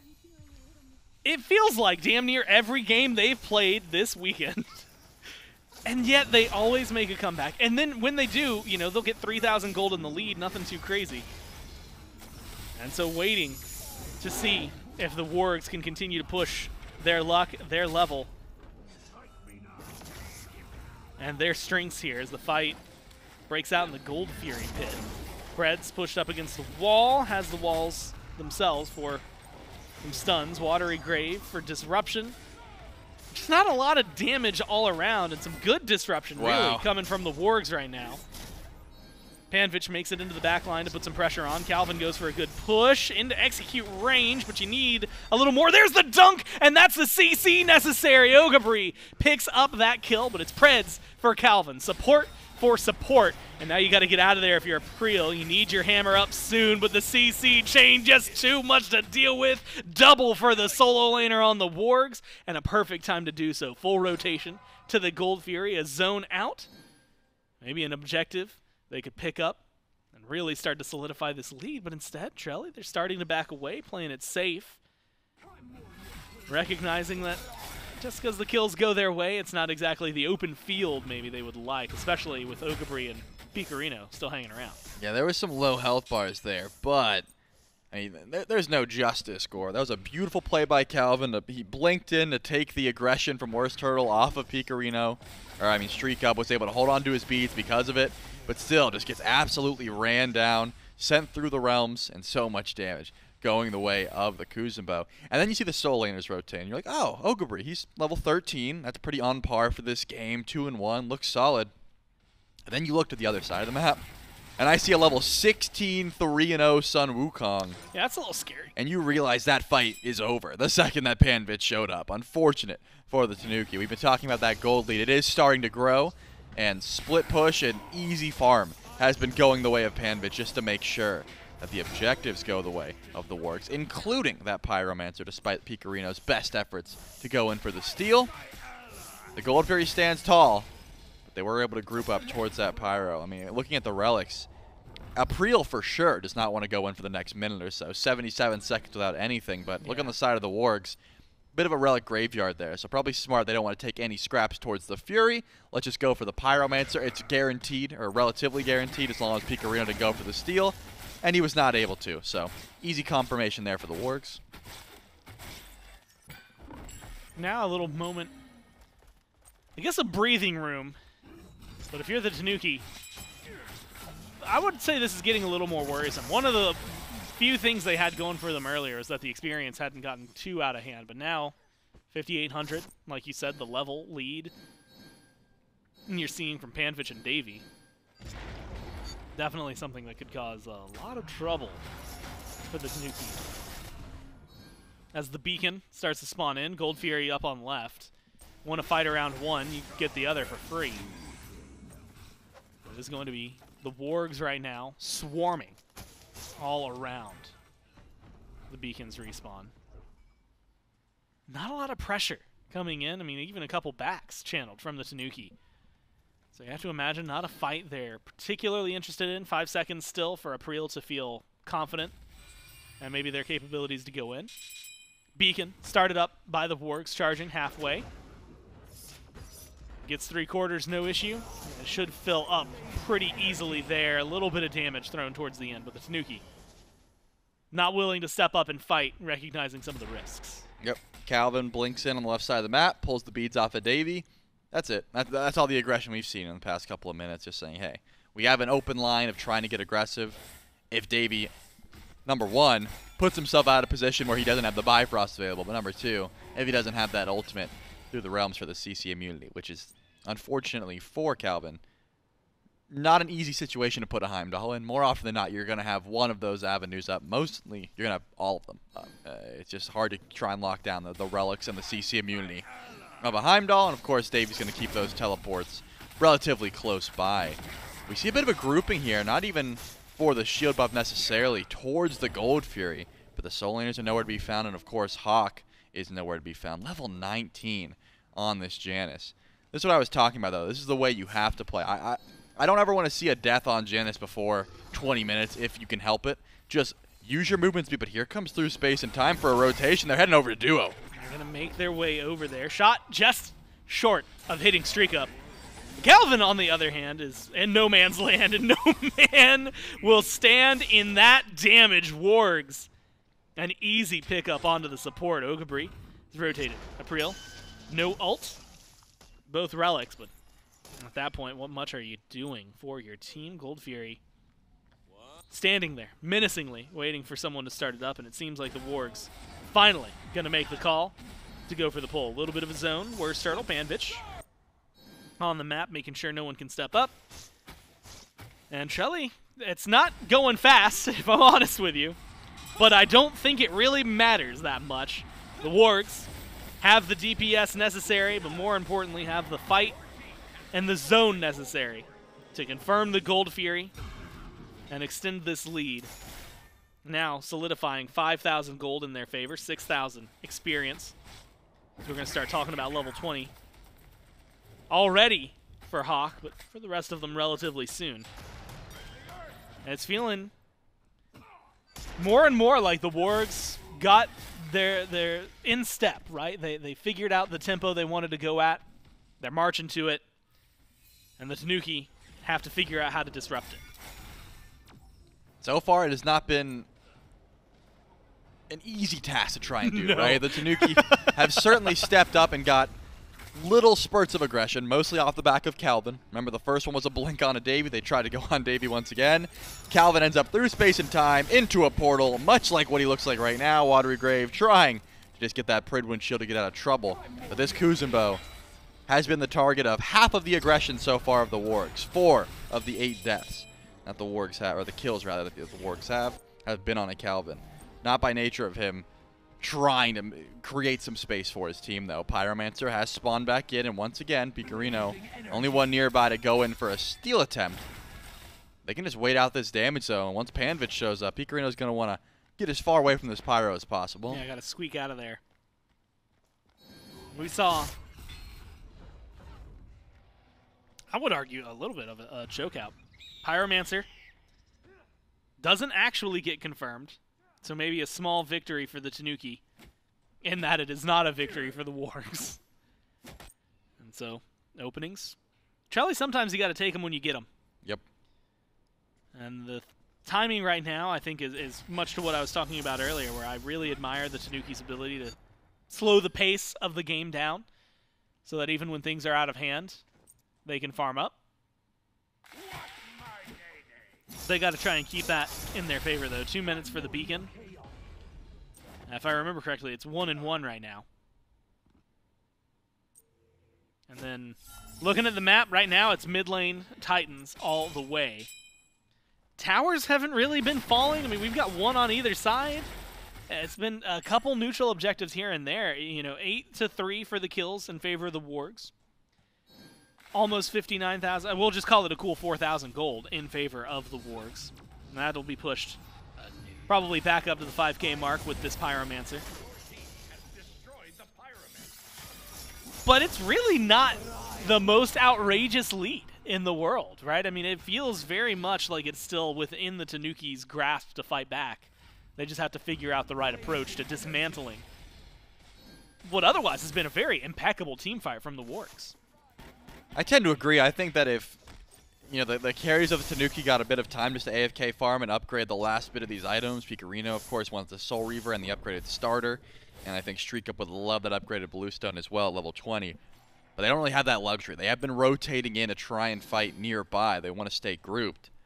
And unfortunately, again, for Streak Up, if you get caught even halfway up the lane, Hawk says, "Get in, boys, we're going shopping," and ult you all the way over to the left side of the map, and just is able to catch out the Marty easily. That's the strength of having Janus. You're able to say, hey, you're split pushing? No, you're not. The whole team is on you in an instant, so you can't even try to hit level 20, even if you wanted to, by getting away from your team. That's why we see the Tanuki grouped up. They recognize how easy it would be for the global presence of the Wargs to just pick that easy team fight apart. So because of that, they're going to stay probably around this 5K gold lead you mentioned, and just try and fight into the best of their abilities. Even Calvin would love that upgraded starter. I forget that he's only level 14, hasn't ticked over to 15 yet, whereas Preds goes back to base, gets that war banner. That's a big buff to your team fight, especially if you're fighting near minions. Beacon captured. Maybe calling the shots a little too early there. Now captured. And it goes over towards the Tanuki. Titans, again, spawning in mid, where most of the towers are left standing. Primal Fury. Spawned in, started up by the Wargs. How heavy of a commit will it be? Worst Turtle goes in, grabs Streak Up, CC, ult thrown out towards them. Streak Up's taking a lot of their poke. Oh. Real not going to connect. What a shot again from Hawk. And that's just going to be the delete button. Now taunt from Worst Turtle. Keeps April in the fight. Meanwhile, scattered over to the side. Picorino taking way too much poke. Can't survive this one. Calvin trying to do whatever you can to get the team out of there, but not much to do about it. Ogabri picks up one. Actually ults away. Hawk was within the threshold there for a second. But it could have been pretty devastating. 2v4. 3 gone on the side of the Tanuki. The Wargs, another massively successful fight. Start to back up towards the Primal Fury. And Charlie, I'll say it without much of a care. Yep, Ogabri's here. And it looks like April is focused more on farm than trying to go in for a steal. This is a low-stakes steal, especially if Hawk's on point with Unstable Vortex. But still, you got to be careful about your burst when going for a Primal Fury like this. And the Wargs will be able to confirm that one with relative ease. Hawk's been on point, though. That through space and time, even with an Aegis available for Streak Up, just did not expect it at that moment, especially when the death from above just down and dropped.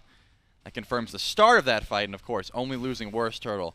That's a trade the Wargs are willing to take every single moment. The Titans are clashing out in mid, though, something that the Wargs would like to get use out of if they can. But they also have to back up and spend that gold from the Juan fight and from the Fury. So I don't think they're going to get too much use out of pushing this Titan. Maybe a grouping for a tier 1 tower. Yeah, this Titan creating a little bit of wiggle room for him. Calvin, I mean, that damage from Hawk right now. You had mentioned it. There's single digits players that you say, you know what, I think I want to see you on Giannis. Hawk might be on that list now. I mean, I'm penciling him in as we speak. 307, good damage, good ults, top of the damage charts even. It just feels like it's going well. And like you said, you didn't want to see any deaths before 20 minutes on a Giannis because at that point, what are you doing? But, I mean, control from the Wargs. They've got 3 goose eggs in the death column. And 2 of those are the carries. 1 of those is a front line. It's impressive for the turnaround they've been able to have. And Trelly, it's been neutral objective central for him as well, right? Pyromancers, 2 of them in their favor. A 3rd one just now spawned in. Both of the Furies that have been taken down to the Wargs. And if they can keep this up, they'll continue. Maybe a little bit of a choke slam against the Tanuki. As the Pyros started up, Calvin coming around the side. April going in for the jump, looking for the damage. Where's the Pyro going? It's going to the Tanuki, and can you get the fight afterward as well? Davey is gone. You're going to lose April, but you need to pick up a little more. Hawk low, disengages, and gets out of there. Up against the wall, execute. Great, Pred's gone, and now the jump in from the rest of the Tanuki. Executes come through. It's 3 for 1, and Trelly in the blink of an eye, just as I was ready to start calling it for the Wargs. The Tanuki step up and knock one out of the park, make this game a lot more interesting. If Hawk dies, that's a Fire Giant for sure, but unfortunately barely gets out with essentially 1 HP. But what a beautiful ultimate there from April. Recognized immediately, hey, I'm going to die. There is no way I'm ulting into 3 or 4 members of the Wargs without dying, but I'm going to do some big damage, and hopefully by the end, Ogre gets out with some executes, and that's exactly what happens. Beautiful setup from Calvin as well. It's not easy to hit those Achilles executes with everyone nearby, but Picorino is getting chased down here by Worst Turtle without follow-up. His life should be pretty guaranteed for the time being. But now, look towards the skies. I mean, you got to watch out for April's ultimates. You can't be grouping like that from the Wargs. We've seen it time and time again. A team from ahead goes for a Pyromancer, and then Thor shuts down exactly what they're looking for. I think that relics also big key factor in a fight like that, and Davey doesn't have them for another 90 seconds. Same with Streak Up, though. Streak Up been in danger quite a bit, right? 1 and 3. Pressure's been on the Marty. Ults have been decent, but the chase from Worst Turtle's just been fantastic. From Hawk, 3-0 and 8. Barely makes it out of that, as you had highlighted. Has the ult now. I was kind of on board with you, where I was like, it felt almost like a Fire Giant. And then you see the Giannis turn back around, and you second-guess everything you've been thinking for the last couple of seconds.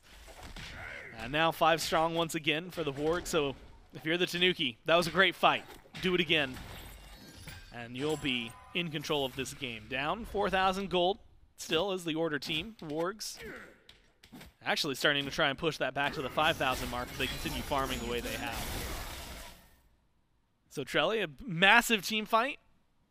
Rinse and repeat. You're almost right back to where you were before it happened. Except you've got a Runic Bomb there in Streak Up's pocket. Maybe an Oni Fury going your way. Preds, Hawk, Davey on the left side of the map. They're all rushing towards mid, though. Picorino seems to be the target for Worst Turtle. Throws them back. Damage not that great because it's a Tiamat taking as much as he can, but now finally starting to get whittled away. It's just enough. Worst Turtle jumps in, closes the gap, and forces a kill onto that. April in danger. Panvich chasing under tower, goes for the Ox form. Knockup's good, and there's Hawk with the tail end of the damage, finds a kill, and creates an opening for the team to continue forward. 2 for 1, though. Panvich does lose their life. Preds with some roots sets up the team, and Davey knocks them down for him. It's 3 now on the side of the Wargs that they've picked up, and 2 that have no health to work with. Jump forward from Worst Turtle.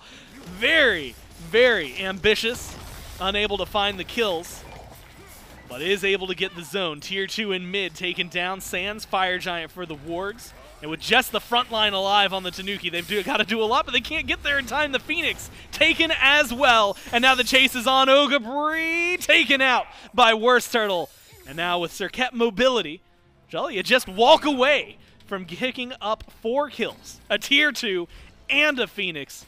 Some beautiful, beautiful plays from the Wargs. Those are some low health bars, though. That's got to be upsetting if you are the Tanuki. Worst Turtle does get caught out, but with another portal from Hawk, should be just fine. Man, it was close. April, he's able to juke the unstable Vortex. Maybe he comes back into the fight. Picarino was the start of that aggression, just steps a little bit too far forward. And again, if April used that Anvil of Dawn maybe a bit closer, was just out of range, was not really able to land on any key targets, that ultimate was one used, in theory, for Peel onto the Tiamat, but just was not able to land. In this case, that fight goes sour real fast, and the Niflheim Wargs able to pick up the Pyromancer and get a mid-Phoenix to boot. They should be feeling pretty confident going for a pull here. Just got to keep your eyes on the skies because April's close by. Good opportunity for April to try something out. Teleport's going to be coming up behind. Good hammer and wall onto Panvich. No relics, though, for the Thor. You go in, it's a commit. But the presence from the Tanuki, enough to ward the Wargs away from the Fire Giant. You know what I just realized? Look at how much cooldown Worst Turtle has. That is, you almost can't get more than that. He's going for 100%. I think if you get 100%, you just win the game, and that's his plan. He's got 40, 50, 60, 70. He's got 80%. Throw a power pot in there. He's trying to beat the game. He wants 100. He wants the 100. That explains a lot of the mobility, though, right? Like, I mean, Serket's already slippery. I feel like those dashes, those leaps, in and out, have been up pretty often. Worst Turtle using it to the best of their ability. Oni Fury, what was earlier started by the Tanuki, then dropped for that fight in mid that was awry, now picked up by the Wargs. And that's going to enhance every lane, but specifically those fire minions now marching down mid, feeling a little extra tanky on top of that. And that's the glorious note right now for the Wargs, right? For the Tanuki. And that's that, you know what, you lost to Phoenix, but at least it's in mid, so you can try to get something going. Speaking of get something going, they're willing to sacrifice, it looks like, the left Phoenix. No, there's the call to go for the back, but is it going to be a little too late? We'll have to watch the damage. No Fire Giant. Only a few minions. Davey. Autos are there. They get the Phoenix. And now it's all about the disengage. Davey burned down. A beautiful wall from April. So you lose a little bit. Gain a little bit. What can the Tanuki do now that their left side Phoenix is exposed? That is the question. Confirm their red buff is one thing. As the Wargs fall on a tree. Because Davey's gone, no way you go in for a Fire Giant. Even though you've got 2 birds down and some good map state. It's time for the Tanuki to try and find something. They've got a little bit of time before Fire Minions pour in left, and I think Fire Giant is exactly the call. EFG is their best opportunity. Hawk's ultimate is down, and April should have Anvil of Dawn to try and go in for some zoning opportunities. It's going to be hard, though. The 4 Wargs have already shown up. They're already here. Ogabri going for the zone. There's a Priel on the side. Wall good on the Worst Turtle. Poke brings the Serket down to half health. Just about where the Fire Giant is hanging around. Slow burn on the objective right now. Panvich Hawk's ult's up. Get in there now. Hawk has the ult. What will they do for the shot? Goes through, gets a delete button, not onto the Fire Giant. The fire goes to the Tanuki, but the fight is going to the Wargs. They've killed off 4 in the blink of an eye. Go ahead and look for a massive stun, but what can you do, Ogabri? You're gonna fall no matter what. Deicide for the Wargs, and with fire minions on left and mid, they can march it down to the Titan room and tie this set. Wow, I mean, Hawk shows up, realizes, yeah, I could go for the steal, but what if I just one-shot not only streak up, but then use Unstable Vortex to make sure April and Picarino go down as well. It's official. I mean, Hawk dies once there, but I have definitely added him to the list of players that I am okay with seeing on the Yanis. Beautiful play there throughout. Panvich, of course, finding so much farm throughout that game.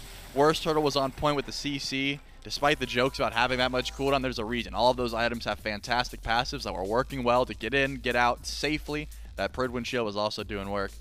I mean, that's a tough one. I think that, number one, picks and bans could have had something to do with it. The Marty wasn't really working for me in the grand scheme of things. If they had a bit more DPS towards fire, maybe that play goes better. But because you're full ability damage, they weren't able to go for EFG quick enough, and they lose that fight handedly. At this point, I mean, Gauntlet conversation has to come into the equation, right? You go 2-1 yesterday in your first set, 2-0, 2-0. But we told you, the opponents are going to get harder as time goes on. The Wargs prove that true here. A great game number 2 coming from the 2nd seed here in Europe.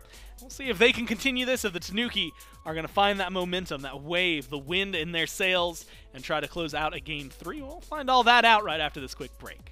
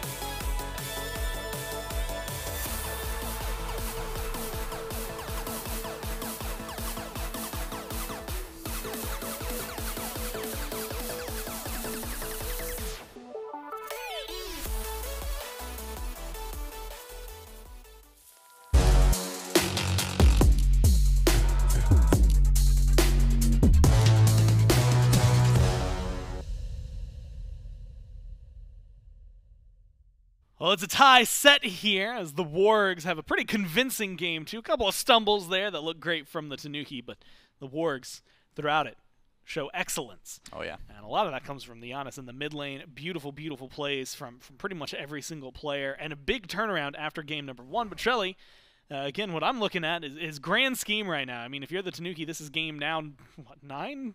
Let me think. 2, 4, 7, 10 that they're going into. and that they've played, 9 that they have behind them. And so will Game 10 be the one that continues their streak through this gauntlet? They beat 6, 5, or sorry, I guess 6, 4, and 3, trying to add 2 and 1 to that list. They got to make it through the Wargs here first. If you're the Wargs, they showcase exactly what the style is. Harder opponents every single time you get the win. And I don't even know where to start with that game. I guess Giannis, right? I mean, it feels like a lot started and ended there, especially with the Circuit on the side. Yep, I would say that Hawk had a fantastic performance, of course. That was something that we highlighted many times because it's hard to miss big flashy through space and times going through the wall, of course. But I think Panvich finding not only just insane amounts of farm, like when he finally rotated in, had a 3-level lead over Ogre, and that really started to add up as well. This Wukong was a nuisance. You go up into the somersault cloud, you get a massive landing, and just force out the carries. But some of the Tanuki were having some trouble dealing with the dive, right? And it wasn't just Worst Turtle, and it wasn't just Panvich. There was times where Hawk was getting to the back line, portaling in, and finishing up some of these kills.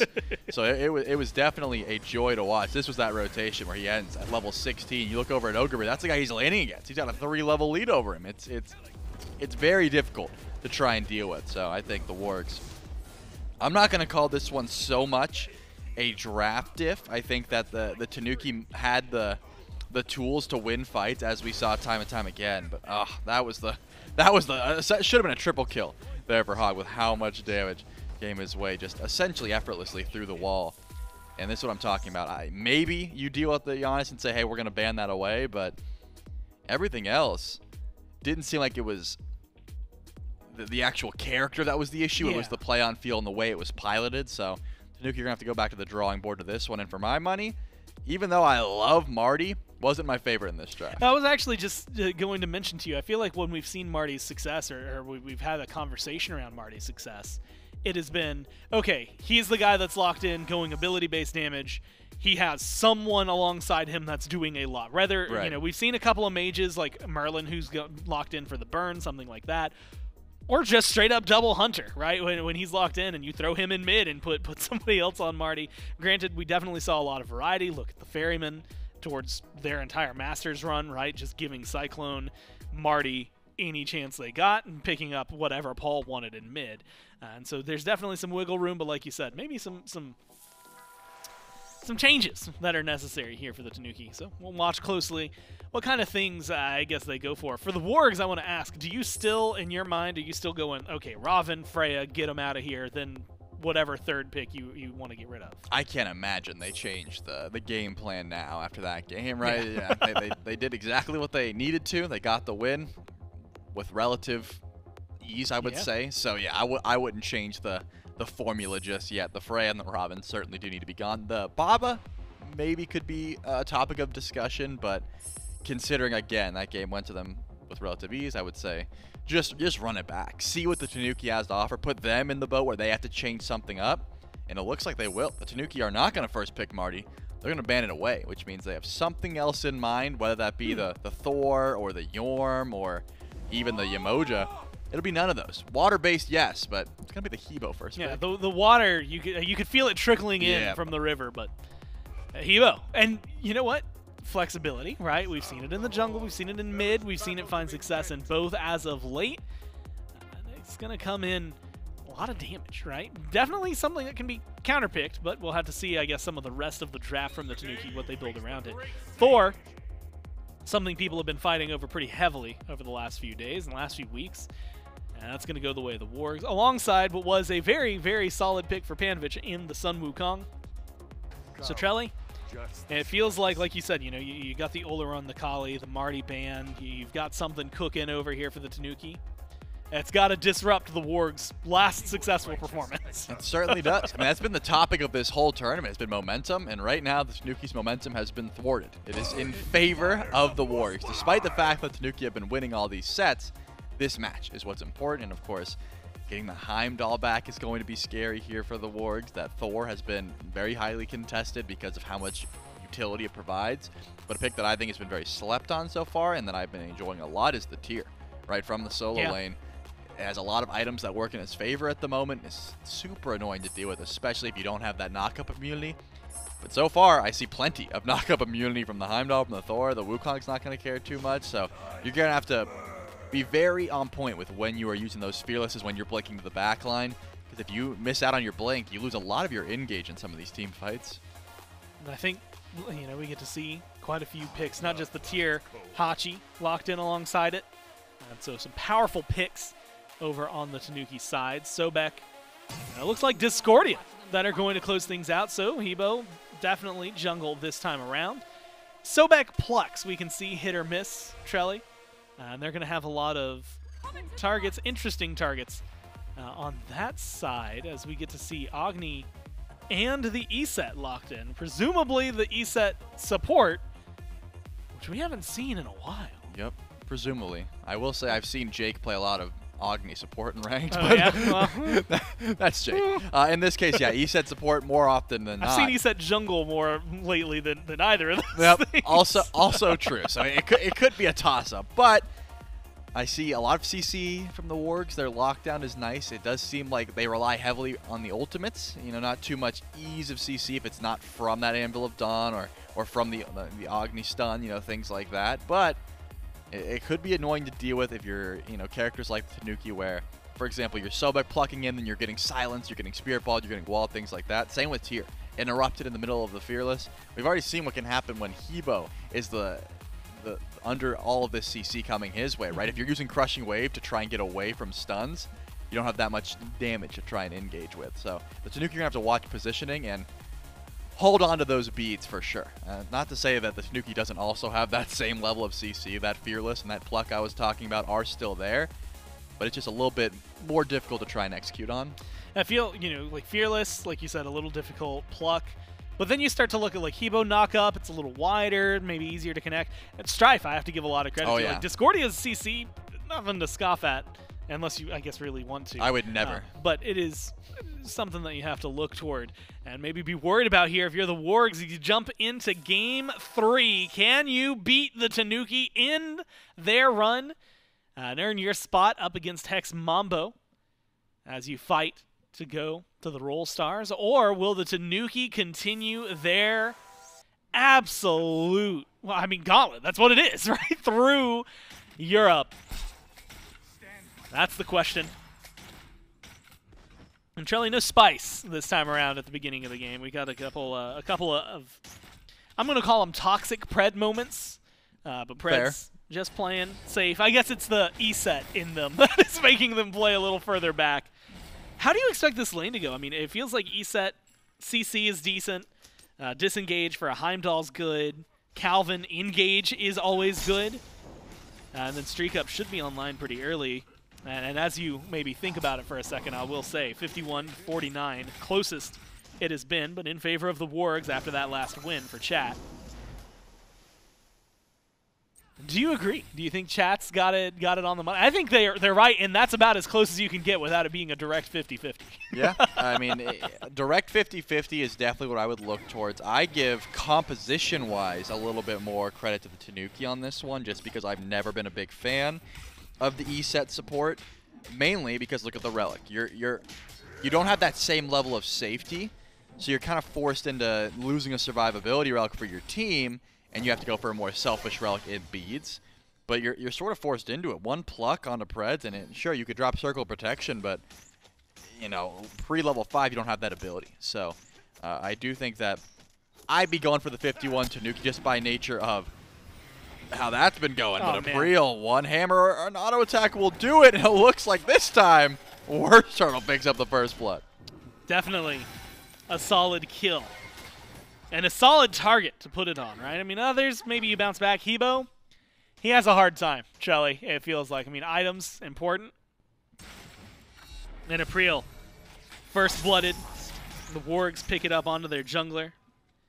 It's a good moment to have, unfortunately, for the Tanuki as well. Not only are you losing first blood, you lose the shield buff. Pluck is good over on left. Disrupted is the dash from Streak Up, so the CC's not there. And it feels like this is kind of a lot of what we're going to be seeing. Good mechanics, I think, from both squads. And unfortunately for the Tanuki right now, it's all coming up Wargs. So far, has been. So far. That's what I'm talking about. You know, Hebo forced to use the beads early. Usually I like the blink on Hebo just because of how much damage he can output with such low cooldowns, but April forced into the beads and still dies for first blood. That's a terrible start for a Hebo, especially in this matchup. One wall from Thor, and you're getting half health when he has first blood, which Worst Turtle was able to pick up. You're trying to build that Transcendence online, and unfortunately for Ogabri, your blue buff's going down. Your Hebo cannot even help you confirm that buff, so April just gives it up. And that means that not only is jungle now behind, solo lane is getting behind in the process. I have to give credit where credit's due, though. Calvin didn't seem to get the memo, still playing absolute menace. W key goes for a purple buff invade, unable to steal the buff away, is able to make them feel not even foolish, annoyed, I guess is the correct term here. There's going to be a group up, a little bit of farming, but definitely a slower pace. And Trelly, I feel like this is more or less, you know, I advise not just myself and you, but chat, probably to buckle in, because unless Worst Turtle, now level 5, may be able to get some things going, April's probably not looking for a fight anytime soon. So we might be waiting a little bit before we see something too crazy. And it seems the teams are on the same page, at least in that regard. Scattered kind of to the winds, farming up. More focused right now on items. Transcendence finished for Worst Turtle. And so, taking some patience, I should say, 4 minutes in, before we maybe see what these teams have to offer. Do you think Worst Turtle is in a position to be hyper-aggressive with that first blood? Can you really, you know, 5 seconds left on the beads for April, so you don't even have a lot of wiggle room or a big window there. Is that someone that you can continually bully with just the one kill? I think if you were able to find an Anvil of Dawn before the beads come up, for sure. Like, no doubt about it, especially with that Transcendence being filled so early. But it's also something that did not need to happen because Worst Turtle finished the Transcendence so early. You can just focus on stacks, focusing the solo lane, as this Thor has been doing. That's not going to be an issue, but April, that ultimate is not the play you want to go for, Hawk. You got a ton after that one. That is easy read of the Crushing Wave. I mean, Trelly was so simple. It was dash and then stun double tap over the wall. Like, Hawk didn't have to do too much to make that one work. Now the ult's down. Beads are still up for April. And so maybe some survivability, but that is not how you want this to go. A kill onto the mid laner. Hawk now 2 levels up over Picorino. A very dangerous game to be playing considering what we just saw on the Giannis. Yeah, this is sort of why I always lean towards the blink on Hebo. You just feel so in trouble. No. Ogabri really holding on. I was going to say, could have ran away, but a double tap would do it. Able to juke it out, but still teleports in. And then goes into the sky. Will be able to get out of there without taking that last hit. Wow. What a play from Worst Turtle. I thought it was done. I did not expect the teleport. Once the hammer was off the mark, should have been finished, it feels like. But instead, now 2-0-1, an assist for Panvich, and a great kill onto the tier. Yeah, I didn't expect the dive in either, but hey, when you're up 1-0, you finish that Transcendence a little bit early, you got plenty of damage. Instantly channels the Anvil of Dawn to avoid that last tower shot. A clutch play to continue the lead, and this is sort of the issue, right? You've got the snowball rolling. The Wargs certainly have all the momentum on their side. And it's up to the Tanuki. Sitting back and farming does not get you out of this situation. You have to try and find an aggressive play. Hiding around the corner, looking for a pluck onto Preds could be the answer, but the pluck misses! And now, Preds, circle of protection down, doesn't get the heal from it. Could have been in a little bit of danger, but instead the damage is done. Oh, gore. To the Wargs. There's another double tap, no spin this time. Comes a little late. Look at the low health bars. I mean, what are you going to do if you're the Tanuki here? Y'all got to go back to base.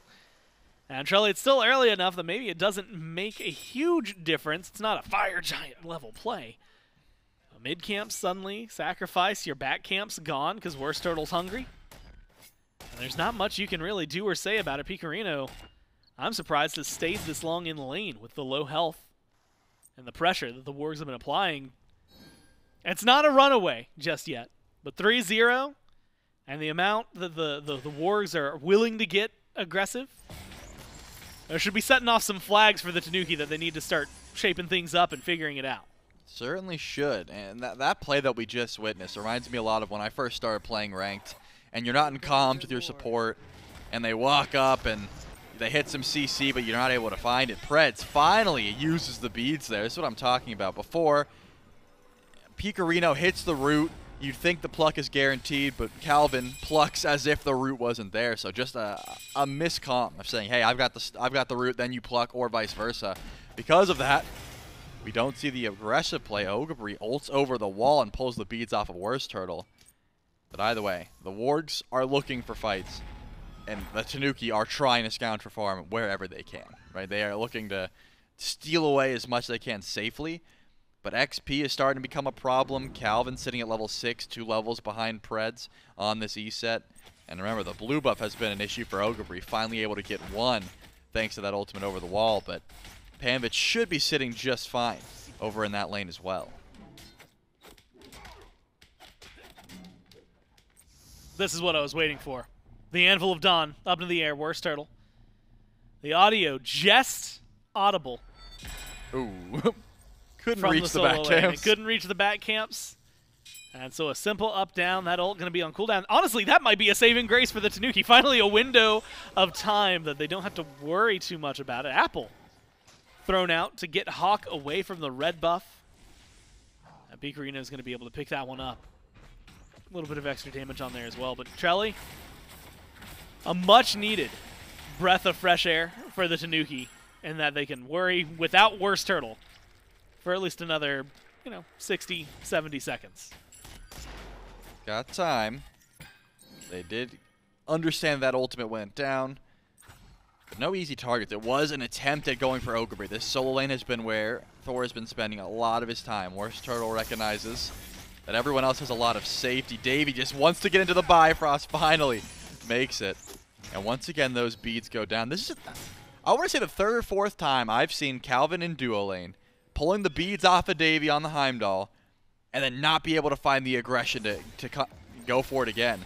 This time they're not going to let that one slide. Davey is getting dope, but the teleport's coming in from Panvich. Streak Up's definitely gone. Streak Up, Worst Turtle's right there. You're surrounded. Nothing you can do about that one. An easy kill for the Wargs. Now the stun is onto April in the jungle. You can't run away. It's going to be another one. 5-0 in favor of the Wargs. And what just happens to be waiting for him right here, Charlie? It's the Gold Fury with no one to contest it. Gore, this is a team playing on tilt if I've ever seen one. I mean, 0-3 does not seem like a situation where you have to dive tower. I was just digging into them about not following up on Davey when his beads were down, but that doesn't mean you all in and go for the tower dive. You could have waited for April to show up. You could have done many things. But the Tanuki are playing on tilt. There's no doubt about it. This is not these are not calculated plays. These are haymakers just going for anything they can find. And so far they have found nothing. It is 0-5, and that gold is continuing to climb in the Wargs' favor. Davey. Look, Calvin's been a bully. But just like you said, not like a great bully. I guess that he's been getting the beads, hasn't been able to find too much afterward. That Fury early on too, man, feels so good for the Wargs. Like you said, we need to stop seeing. Well, it's actually the weird balancing point. Now Calvin forced into the ult just to get away. There's going to be the double tap, not able to escape. What a play by Worst Turtle. Just perfect mechanics there for the Thor. Perfect distance knowledge. 4-0 and 2 now. And I was going to say, Trelly, I don't want to see the Hail Marys anymore. I want to see just a very standard make a play. But also, the more Hail Marys you make and fail, the more you need the Hail Marys to start working. So we'll see how the Tanuki adapt, but like you said, playing on tilt, things like that just happened to Calvin cannot help. Beacon's going to spawn in here in a second. April in the neighborhood, get some damage onto Worst Turtle. Has ult, no blink. There's a good pluck onto Preds. On now a moment we can play a game of will Preds die? What do you think? Gore, it's looking like Preds is dead. He's pretty far under the tower. Circle of protection. Going to take a while to charge up. and I still haven't seen the whoa of the crushing wave. So I'm thinking Preds is gone, but hey, maybe Worst Turtle's able to confirm the beacon for him when he comes back. This is when like Hex Mambo comes in off the top rope with like a chair to slam down, and they come in and just win everything somehow in Game 3. And it's a 5v5v5, and there's a third Titan we never knew about. No, that's one of those freeze frame moments where you kind of know what's going to be up next. We just zoom in. You're probably wondering how I got this yeah, situation. The record scratch. And that is exactly what it is, because you'll never guess what as we jump back into it. Poor Preds. Y'all. Respect. Let him go through. Yeah, I guess so. He definitely had some connectivity issues, so I respect that. You're down. This is where I see the difference between you and Niflheim, right? Niflheim's like, no, you kill him. Yeah. Miff needs that to be true. I create my own moments. Miff needs that to be true. So some good sportsmanship there. Either way, the Order team has captured the beacon. And still, the Tanuki are having some troubles. Calvin, anytime he steps up to Worst Turtle, takes a lot of damage. Yeah, I gotta give him the respect too. They let him, like, that's just good. That's just good sportsmanship. You don't get to see that too often as well. Preds gets back to base, 1-0-1. And Shelly, it is still, though, a little oppressive. And you have to imagine, especially in this world, right? Tanuki blanked right now, 0 kills. Admittedly, a kill on the Preds isn't really going to right the ship for you. But you got to figure out where you're going to start finding some of that pressure. Calvin can't step up right now. You had just said that. He's not tanky enough, unfortunately. Yeah, Okabri's kind of a while away from joining, I think, the conversation. So where do you go, unfortunately, for Calvin? Ooh. It's just into the grave, man. You can't go anywhere else. You're out at the tower line. All it takes is Worst Turtle's appearance, and things go awry for you. But Okabri's rotated in, trying to contest this Pyromancer as best they can. Silence is there, though, and that confirms it for the Wargs. And the Runic Bomb goes over to Worst Turtle, who's having a hell of a game, 5-0-2. And is making sure to emphatically state that the Tanuki have had a great run up to this point. Worst Turtle doesn't want it to continue. No, he does not. And again, issue for Calvin. That Gauntlet of Thebes, not stacked up yet. We're 15 minutes into the game.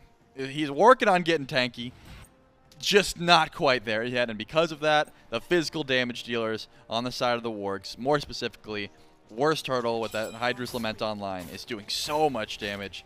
And as a support, I understand. You want to initiate. You want to look for plucks to help your team get back into this game. But if you step up too far and get the mean end of a wall, it doesn't matter what you're trying to do. What happens is the damage comes through and you die. But Calvin is not going, 0-3. He is going to continue to look for these plays because he wants to set up for his team. He knows the only way this Gauntlet run continues is if they find a stop, if they get a shutdown on the 5-0 Thor, if they're able to look towards a Pyromancer. And so I actually prefer this play style rather than sitting there and rolling over, looking for aggression, trying to create space for your team. Find your own opportunities. Create your own opportunities. Exactly. Instead of waiting for the circumstance to line up for you. But it has given them a little bit of pause. April was definitely a big point of conversation, I think, earlier. 0-3-0. First blooded. Needs a couple of kills. Maybe just a couple items to get back into this game. Maybe it could be around the Fury. Because one thing, and Charlie, it feels like we don't get to have this conversation that much anymore because, your Scyllas, your Kukulkans, they're just not in the meta. Hebo being in the meta on the team and with his Circle of Protection on the other side, you get a very fun conversation in my mind around confirmation of objectives. Damage should be there for April. Safer, secure probably for Preds and teamfight-wise. And so do you have, if the two of them are lined up together, are you leaning one way or the other as the better secure in the game? Yeah, the Hebo. I'm a big ESET support hater. in the sense of trying to confirm objectives with it because you're building so much tank Yeah. stat. The worst turtle ults in and is losing the This could be 1v1 with huge. Streak Up. This is massive. That's a huge shutdown. Massive kill, massive shutdown, and it ties up the duo lane carries. 16-16. Should be a pretty good chunk of gold to me. Look at that divot. And now some pressure on left as well. Gold Fury pulled by the Tanuki appropriately. The question is the damage follow-up. Panvich bullied, forced into the somersault cloud. Should be able to go for the disengage. Might be able to jump in for the Oni Fury though as it gets low. Tanuki secure that one. Goes over to April like you were looking for with the ultimate. And Ogabri on zone duty. Creates a lot of space. One kill. Kicking open the door for the Tanuki. Yep, and didn't even drop the circle protection. Preds recognized it. When you build this much tank stats, that ultimate just doesn't hit the same.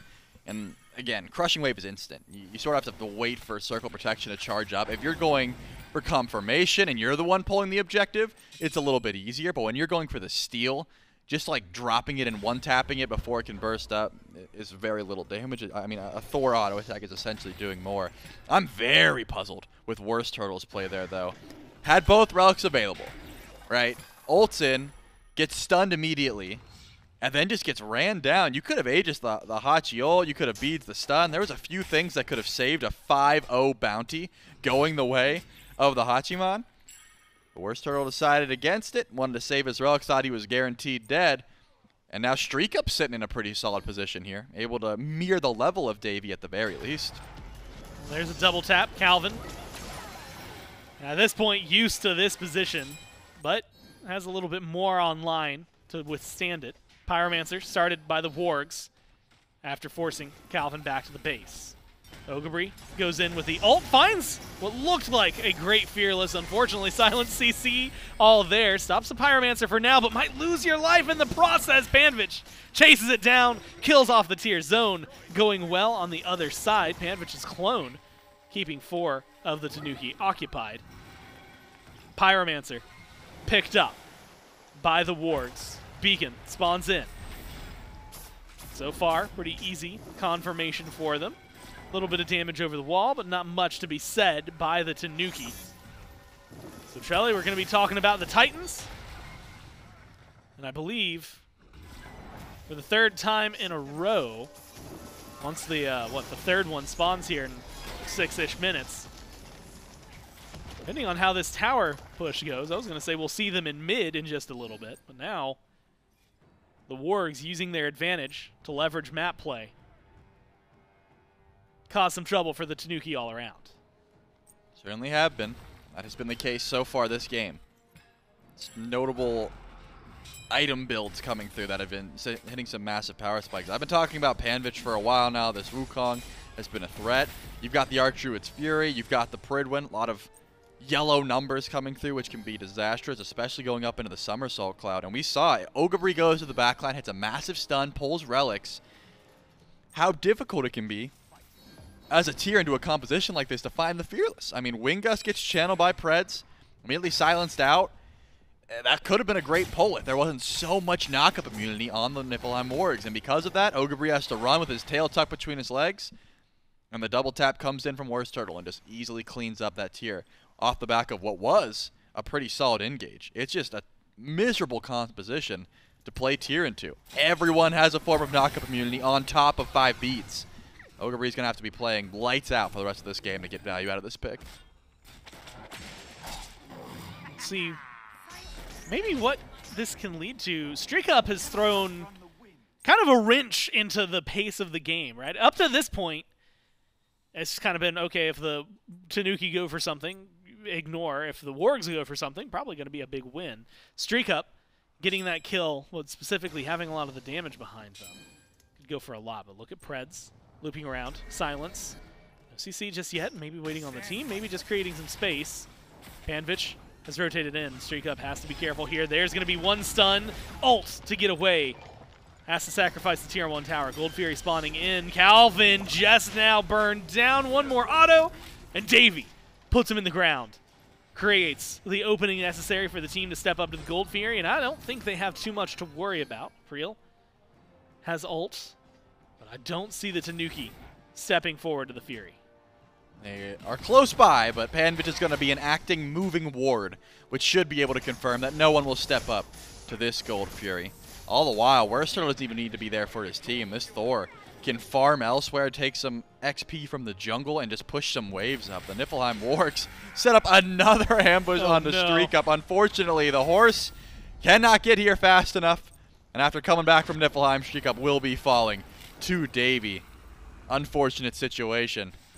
You can't see everything. April does take a little bit of a 1v1 with Worst Turtle, but actually ends up landing on the Picarino and having to Aegis. This game is interesting. Beads used, Aegis used, ult used, Worst Turtle now vulnerable. Maybe we can see the Tanuki get aggressive, try to leverage that, but it's 10-1 still for the Wargs. Now, Charlie, here's the one that's getting really impressive. 7,000 gold. And with this tier 2, we're going to see that jump up pretty high for this team. 78, just a little shy of hitting the full 8K. It's hard. I mean, fighting back from a point like this is the furthest down we've seen the Tanuki. Their run. It's on the line. Don't say it, Gore.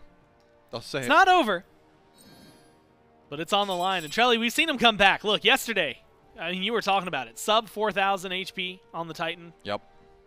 I mean, to the point where it felt like it was one hit. 3 Phoenixes were down. They were able to not only hold on, but push back, survive, and win that game. They're looking at odds similar to that, just in the numbers right now. Pyromancer should push that over the actual 8K mark. Although, farm from the Tanuki is keeping it just shy. But Fire Giant, Charlie, it's the next big thing. You got a 5-1 and 4 Thor, Goose Eggs, and the Death Column otherwise for the Wargs, and a lot of them have been figuring out the pace of game they want to set. They figured out their targets they want to go for. The Tanuki have a really tough puzzle in front of them to solve. They do, but you know what? Fire Giant started up. Could be a decent opportunity for a comeback. The teleport comes through from Panvich. A streak up knows, hey, Fire Giant is on the way. Only Calvin and Ogrebree here to go in for a steal, and it's not looking too possible. Yeah, I thought maybe Ogrebree goes in for an ult. But we've had this conversation. That's not enhanced. It is not. Trading your life for a non-enhanced Fire Giant, even in this kind of scenario, I mean, you might lose some tier 2s, but the pressure that you've applied on the map honestly gives you a little bit of an opening. I like the call, personally, to let that one go. Now, if that was an enhanced Fire Giant, you better be getting in there, because things are otherwise falling apart too quickly for you. Grouping on right from the Warg spreads. Davey, Worst Turtle step up. They should secure that one, no problem. Downside for the Tanuki, all that pressure in mid, all that pressure on left, not able to amount to too much. So now we're going to be looking maybe towards the beacon, maybe towards tier 2 and mid, maybe just an ambush, and poor streak up. Once again, is the one over there. Oh. Poor streak up. Forced to ult. But at least this time maintains their life. Yep. Use that amount of archery to get away. Definitely a smart call, considering. But that beacon will spawn in here shortly, Gore. And then the Wargs get an extra beacon to try and help them push, assuming they're the ones who capture it, of course. They are a little tardy to the party, but Panvich is there. And he's going to make sure that this one shows up Chaos side, considering that no one from the Tanuki is even close. And, of course, Streak Up already ulted, and he's not going to want to step up towards it. So beacon goes the way, the last beacon, I should say, goes the way of the Wargs. And the Titans are going to run it down mid. The question becomes, will the Wargs push with their Titan, or will they group over in left? So far, I see 3 members, almost 4, heading over the left side of the map, looking for a possible fight, or just pulling some relics off of Ogrebree. Well, relics. He doesn't beat, he just ults. Not pulled. Ult, though, like you said, pulled. Sent back to the fountain. Should be back for this Phoenix in time, but Panvich immediately recognizes the scenario, goes up, circle of protection drop to give mitigations, and the team goes in, bursts the left side Phoenix in the blink of an eye, and makes an easy opening to the base. Falls back.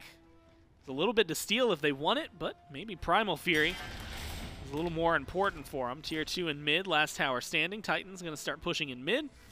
A lot of opportunities and options for the Wargs.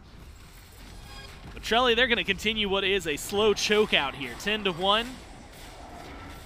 This Gold Fury Going to put him over the 10,000 gold mark ahead of the Tanuki. We're starting to talk heavy, heavy defense to territory for the Order side team to keep things running. Titan's going to go down. The Wargs are already set up for it, but they want to continue this push. They've got about a minute left to deal with, and a full HP Titan running it down mid lane. Remember, that left side Phoenix dropped, so fire minions will start pouring in eventually, but the Tanuki have some time. I'm thinking not even a soft defense here, because if you step up too far, you get walled off by Worst Turtle, and Calvin's feeling just how much damage can come through when you get walled off. Yeah, poor Calvin, not able to get the items online. The Titan hardly taking any damage. Panvich ult back, uses the clone to tank up the Phoenix. Phoenix is the main target. Last time they were able to burst it pretty heavily, but it seems like the grouping right now from the Tanuki wards off the Wargs up into the sky. Goes Worst Turtle. Phoenix gone, Titan still moving, and Worst Turtle's going to use that to retreat. This Titan stopped just shy of the Titan room, but look at the damage streak up. You got to be careful here. Oh, and play it safe. Fire minions pouring down left, starting in mid. Wargs up 13,000 gold, 10 kills to 1. Another Pyromancer in their pocket. That's 4 of those. Fire Giant spawning in about a minute, just a little over. So the goal for them, set up, figure out, readdress. Trelly, we may or may not be talking enhanced. We might be talking into the game soon, unless the Tanuki can find the exact play, maybe a defense that is necessary to stop this Wargs team in their tracks. They're going to have to try something. I don't think sitting back and farming is going to be the call. Whether it be grouping in the jungle and looking for a pick, maybe, but it's not even the Tanuki that are doing that. The Wargs have already got ward vision down deep in the Tanuki jungle. They're taking away every buff camp they see, and it's going to take one wall from Worst Turtle to guarantee a kill on just about anyone but, I would say, Ogabri. They've got pretty good confirmation here that there's someone on the left side of the map, because Panvich is making sure that April can't even get free farm on that side of the map. Ultimate from Picarino goes a little bit wide just to try and create some space, but still, the Wargs are here. They're going to stall this one out. Question is, do they wait for Enhanced Fire Giant, or do they just go for the pull immediately? They have the ability to just go for it. I think their lead is so massive to where they can sit here for a while and it won't matter. They do lose a little bit of the element of surprise, I suppose, on their ganks. Right now, call it an ambush. Where are they going? And the answer is mid lane. Ogabri taken down to 2/3 health. And that seems to be maybe the poke they had in mind to go in for the zone. Much like you said, they're just waiting for it instead of bursting it down. Gives the opportunity. Ogabri streak up. Stepping forward, zoned out. Hawk, Panvich doing whatever they can to make sure no one's going to get close. 20 seconds until this Fire Giant is enhanced. 20 seconds that the Wargs, I guess, just play it carefully, cautiously. Calvin Lee, and right now it's locking down Calvin. Damage is there. Oh, the double tap, not enough. The shield's good, but the shield's not enough either. Oh my god, Calvin. Poor Calvin. And now the Fire Giant enhanced. Makes things pretty easy. Panvich is in mid. Fire Minion's there. Has an enhanced Fire Giant buff, though. Might go to just isolate and destroy the left side. Phoenix instead is looping in around the team. Goes to the back line immediately onto the carries. Looking for some damage. Stun, not going to connect on April, but gets some damage to force the Hebo to fall back. Ogabri leading the way in terms of CC. Worst Turtle dives into the back, looks for a little more. Ogabri can't withstand the damage on the front line. The Phoenix goes down. And now it's up to the Wargs. You've just killed off one of their tanks. The other one's still gone. Carries left. Damage is still good from the Tanuki right now, as they've got a few more items online.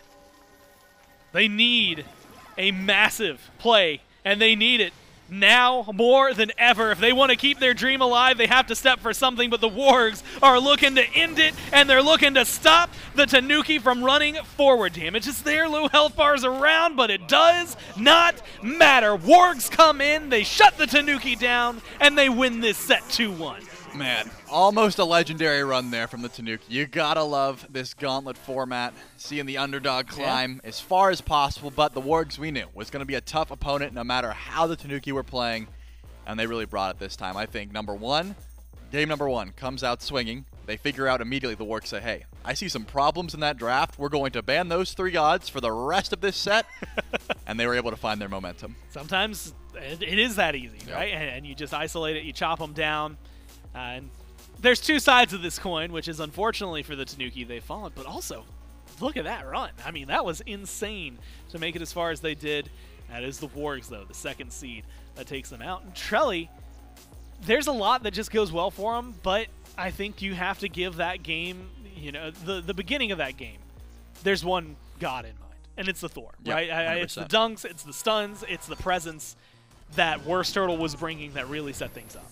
Yep, and I did not think that he'd be able to find such an early first blood, especially when April starts beads. You should have so much safety there, but getting that first blood means you get Transcendence so early on, and when you do, you get so much extra damage, and you can do plays like that, where you miss the double tap, but can still confirm a kill with your Berserker's Barrage because you have an item finish, because you have so much damage online.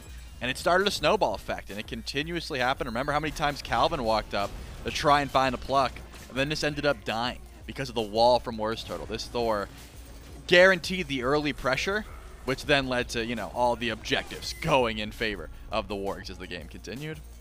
And sometimes it's simple, right? Davey using the lead that was kind of given to the team. Hawk using the lead that was given to the team thanks to Worst Turtle. Open up a lot of opportunities. You get good CC, good damage. And then after a while, Trelly, I mean, you're already fighting uphill with the seeding. Then suddenly you're fighting uphill because they're 10,000 gold ahead of you. There's not much you can do about it.